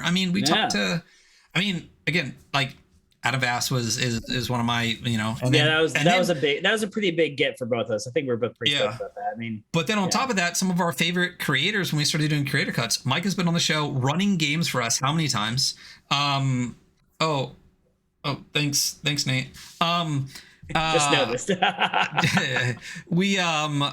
John Davis has been on the show running games. Kirby has got to come on and run games for us. That's something that's newer that I'm really excited to expand with the podcast a little bit too. Not only that, we Knave of Cups has been on the show, so it was really great to have a shop. We had a store on, we had the store, the people who run a storefront come on and talk about that. I'm like, that was really cool. That was a very singular thing. We talk to people who make games or do art. Yeah. But somebody's like, no, I run a shop and I'm really interested in this. And they actually did make, they did make a game. And we're cool, you know. But and then even expanding even farther, we're having some people on that are doing adventures, like being able to talk to Marco Serrano from Spicy Tuna is fantastic. Yeah. And we've got some people coming on that really expands the horizon from just doing games into people that write adventures too, especially with creator cuts, because I mean, there's a possibility that after the turn of the year, you know, instead of reviewing a game, maybe we'll have an interview and then have that person run an adventure for us as opposed to rating a game if they're writing adventures. So there's a lot of fun stuff coming up in the podcast. It's really been fantastic to kind of expand our horizon to see where we're going with the podcast. We continue to grow with our analytics, which is really cool. It's nice to see, at least on our end, that people seem to be enjoying the show, which is really great. Even if they didn't. Yeah, I mean, that's great. I listen, if you guys like it, that's a byproduct. I'm not doing it. That's exactly what I was saying. Like, if not one single person actually listened to the podcast at all, I would continue to fucking do this, because being able to talk to the people we've got to talk to, being able to sit down, and also, I mean, we've talked about this before, you know, Hunter and I used to live near each other. We got to hang out all the time, and then this motherfucker left and fled, you know, this state to a worse one. And, you know, sometimes he's hard to get a hold of for months at a time. So when we got to do the podcast again, when I started this and was able to reach out to Hunter, my best friend in the entire world, it's always great to talk. I feel like, I mean, we got great energy together, I feel. And as I said, like 85% of the way we view games is similar. The other 15% gives us a lot to talk about and discuss in the variety in the game. I'm a little more whimsical, you know? Yeah, I'm mature goth emo now. Like, it's fine. I understand and embrace that, right? Like, you're always the wizard, I'm always the warlock. Like, that's just, I mean, that's how it is. But I love you, man. It's been a great year. This isn't a rap. I'm just saying I love my friend. It's fine. It's cool. No, we got a couple other things to talk about real quick, but it's cool. A lot of fun stuff coming up. I actually found when we very first started the podcast and the thought of interviews was a possibility, I wrote a list of like 20 people and then forgot about it. The other day I found it, and we have already interviewed like 5 people on that list. Nice. So what we've got to do has been really fun. But yeah, I'm gonna stop whimsing, or what's the word I'm looking for? Waxing poetic or whatever. I'm getting misty here about the year we got. Whatever. We got another year coming up. There's a couple things I do want to talk about. If we're doing a year-end thing, a lot of the games that we talked about tonight, there are a lot of places you can get those games, and I definitely want to shout out a lot of those people. Spear Witch is... Yeah, like Kohl's, Boscov's for any of you guys on the East Coast. So Spear Witch is a fantastic place to get a lot of really fun, unique, interesting games. Great shop. Like weird small run games, but also amazing stuff like Batrachian Swamps in the Isle, and some more stuff coming up from that. Highly recommend you check out Spear Witch. Neva Cups, who we had on the show, is another shop that not only does games but does like some occult stuff and some weird like Frazetta trading cards and things like that. Ao and Jen are absolutely fantastic people. Definitely go check out Neva Cups. I think they're on a much deserved hiatus for the rest of the year, so check them out anyway and get your stuff at the beginning of the year. But Neva Cups is another great shop to get stuff from. Ratty and Cantati is a shop that I get from a ton. They're in Canada. A lot of really great content. A lot of they get some really fun things in that you don't find some other places. And they're also cool. I mean, every time I've got a package from them, there's like a handwritten note inside that's literally like, tell me about this. And we've actually got to chat on Twitter and stuff like that. Really amazing shop. Monkey's Paw is another one that I'm 99% positive is Canadian. They also have a lot of really fun, interesting stuff, and some new like interesting pre-order stuff coming out, like the Unconquered, like Chalice just came out, which was a fun version, or the newest version of a game that they created. So Monkey's Paw, definitely check out. You know, we love Lost Bay with Eco. They recently opened a shop. They put out the Winter Wonders bundle. Exalted Funeral. they haven't been putting out as much as they used to as far as like unique stuff. They've also been talking about some Kickstarters that I could care less about, but still a great shop to get a lot of good stuff at. Igloo Tree, if you're overseas, is a great shop. Soul Muppet Publishing, not only do they put out games, but they put out a lot of really cool stuff. They do have a US distributor now, and Games Omnivorous. Everything on the website except a tote bag is sold out right now, and I think they only really distribute games that they print, but a lot of really fun, bizarre, minimalist games at Games Omnivorous. So definitely check out all of those. Spear Witch is definitely one of my go-tos, and Knave of Cups and Ratty and Cantati are my tops, but every single one of those has options for various different games that you can find. The last thing I do want to talk about a little bit is two things. There is, and since this is end of the year, there is an end of the year bundle going on right now. On itch. I'm going to drop the link in chat here.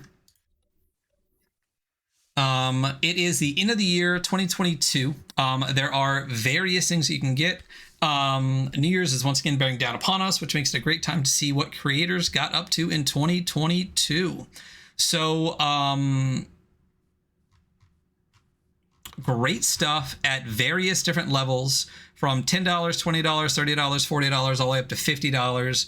Some great stuff you can get at $50 if you back for the entire bundle. Mini BX from Lucas Rollum is fantastic. Paris Gondo is fucking amazing. Helm from John Davis, Helm's which we got there. killed by. Yeah, fuck yeah, Helm's on there. Helm there. Dungeon Local 001, and that's from Michael Elliott, who did Merger. I think I said 101 earlier, but it's 001. Bana's Grove from Pantheon Games. I mean, there's a lot of fucking bangers if you go all the way up to the $50 tier on this. I do highly recommend it. There's 18 days left in it. There are 66 contributors to this. They're shooting for $3,000. They're at $2,820. I don't doubt that they're going to get that. But you can get a ton of great value, 50 items for $50 with some really, really great games. There's also the Penny Games sampler. Micah, drop the link. Where you can pick up a lot of the penicillin. Yeah. It's just 3 dots. It's just 3 dots. Just shoot it in the Discord, and we'll throw that out there too. And then one of the other things I did want to talk about, Micah, you weren't number 2. We said that there wasn't a real list of numbers.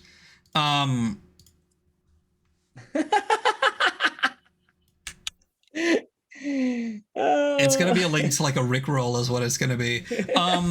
One of the other things I did want to talk about real quick, I might even go to a page in order to do this. Let me see if I can bring this up, because I do want to talk about this. So there's an interesting thing going on social media right now. I think everybody has probably seen Dungeon 23, which is kind of making itself known on the old Twitters, put out by Sean, not put out by, but kind of like made popular by Sean McCoy. I think this is the one I want. Kickstart the podcast, but we don't really do Kickstart the podcast anymore. Sorry guys.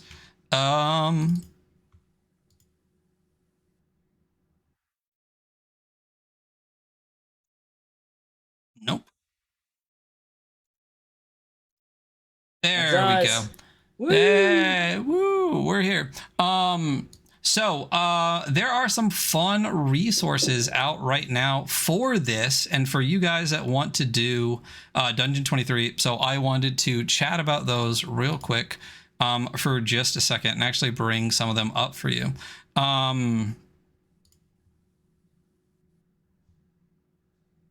That's not it. So this is the part that's like really great podcasting, because what I should have done was had this up before, but I didn't. So Dungeon 23.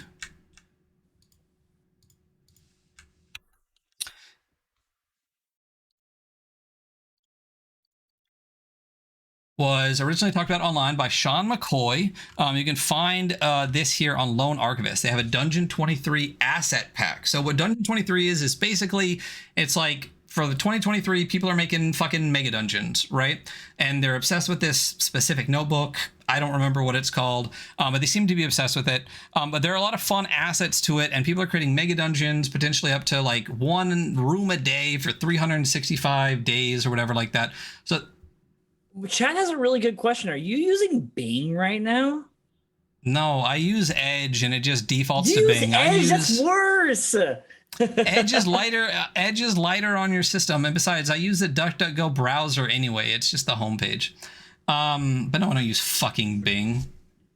There's nothing wrong. Absolutely nothing wrong with Edge. Chrome is too fucking heavy on your system. I got like 18 fucking windows open. Y'all can all suck a dick. So, Dungeon 23. People are building mega dungeons. Lone Archivist has a cool asset pack. You should definitely check that out. It actually has some resource links to the original post and all sorts of things like that. But there are also some other cool, interesting...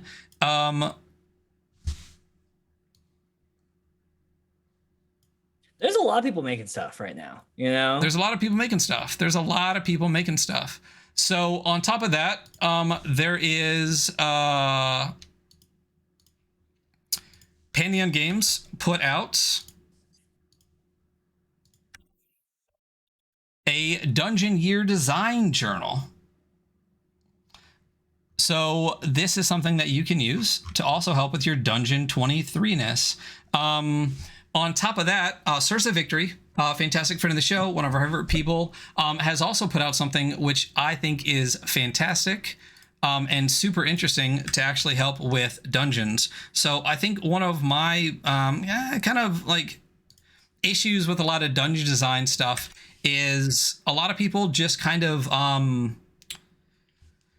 throw a couple rooms together and then populate them, right? So when you're making a mega dungeon, a great way to do that instead would be to give purpose to your dungeons and dungeon levels. This cyclic dungeon generator is something that Sursa just dropped today. If you don't know Sursa Victory, you're missing out. My favorite for 5th edition and for a bunch of other stuff, things that have ever been put out were put out by Sursa Victory, Necropolis of the Mailed Fist, Tomb of Mercy, all those kind of things. But this is called the cyclic dungeon generator. This uses the it is the system used for, I believe it's called Unexplored. It's a roguelite that came out in 2017. There's a specific way that they used it to actually build out the levels in Unexplored, inspired by the early Legend of Zelda games, to create algorithms, right? So this is a cyclic dungeon generator using those algorithms from Unexplored adapted to tabletop role-playing games. Right? It's got an explanation of cyclic dungeon generation and a process for randomly generating a dungeon from a set of 12 cycles, right? A step-by-step example of using cyclic dungeon generation to create an adventure called The Tomb Under the Tree, and a simple but perilous adventure, The Tomb Under the Tree, for old school essentials. So it literally goes through procedurally generating dungeons with purpose using various cycles in order to do so. Such as 2 alternate paths, hidden shortcuts, foreshadowing loops, and you actually create these cyclic flowcharts that you can then turn into dungeons, right? So going from that, you can turn into something like this, where your dungeon level and even your multiple dungeon levels actually feel like they have like purpose to each section. There's actually like loops of play in it that can help with adventures and adventure writing. So this is just a really fun thing that you can use for your Dungeon 23 stuff. We're going to be talking about this on Twitter soon. Highly recommend that. So for a year-end thing, when everyone at the end of the year is being obsessed with creating a mega dungeon and starting at the beginning of the year, I highly recommend you grab this. It's free to download. It's on Sursa Victory's webpage or on their itch page. I'll drop the link here. And I think, after rambling through that, that might be the end of the episode. What are your thoughts? Which is sick, because I'm about to use this fucking cyclical dungeon generator to start building a dungeon. Dude, it's like great. my mini notebook. I'm like, I'm gonna fucking start Dude, it's so great, and it makes it so easy to do it because you roll for your first cycle, right? And then there are 2 insertion points. So when you get to the insertion point of the flowchart, yeah, at least 2, and then you can roll for another cycle and input that cycle in, right?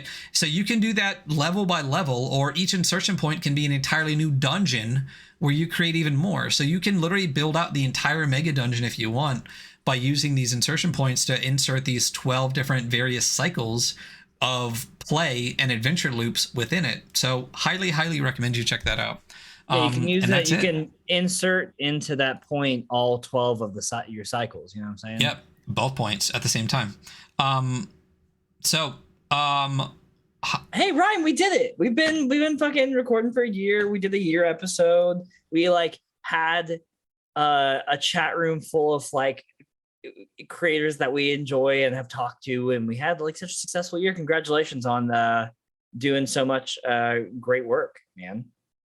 Yeah, I mean, I think that we both fucking killed it. I'm excited for the next year coming up. I'm excited for the expansion.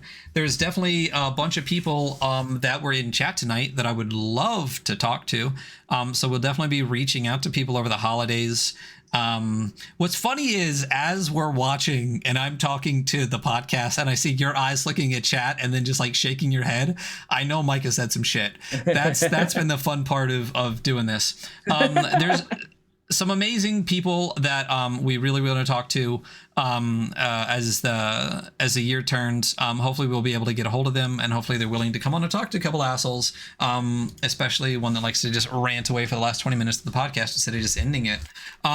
That's all I got. It's been amazing. I can't wait for 2023 so we can keep doing this. I mean, we've already got through 60 something episodes, and hopefully we'll get through about 50 again next year. And that's it. That's what I got. It's been great. Thank you all for listening. We really Thanks for coming, y'all. Yeah, check us out on all of our socials. We are at the.weekly.scroll on Instagram. I promise over the holidays I'll update that. We are the Adventure Archive on YouTube. We are weekly_scroll on Twitter. We are the Weekly Scroll on, what's it called, Mastodon or whatever, where we're tooting. We're yelling Hive. Yeah, do us a favor. If you're listening, just drop us a review on Apple Podcasts. That helps us over there. And just keep listening. If you like what you're hearing on podcasts, come check us out on YouTube to get all the visuals of our beautiful faces. And all the creators that we've talked about, please go support them. There's a lot of amazing people that are doing a lot of amazing things. Stop playing 5th edition, play some better games, and have a wonderful end of your year. We will see you in 2023. Farewell.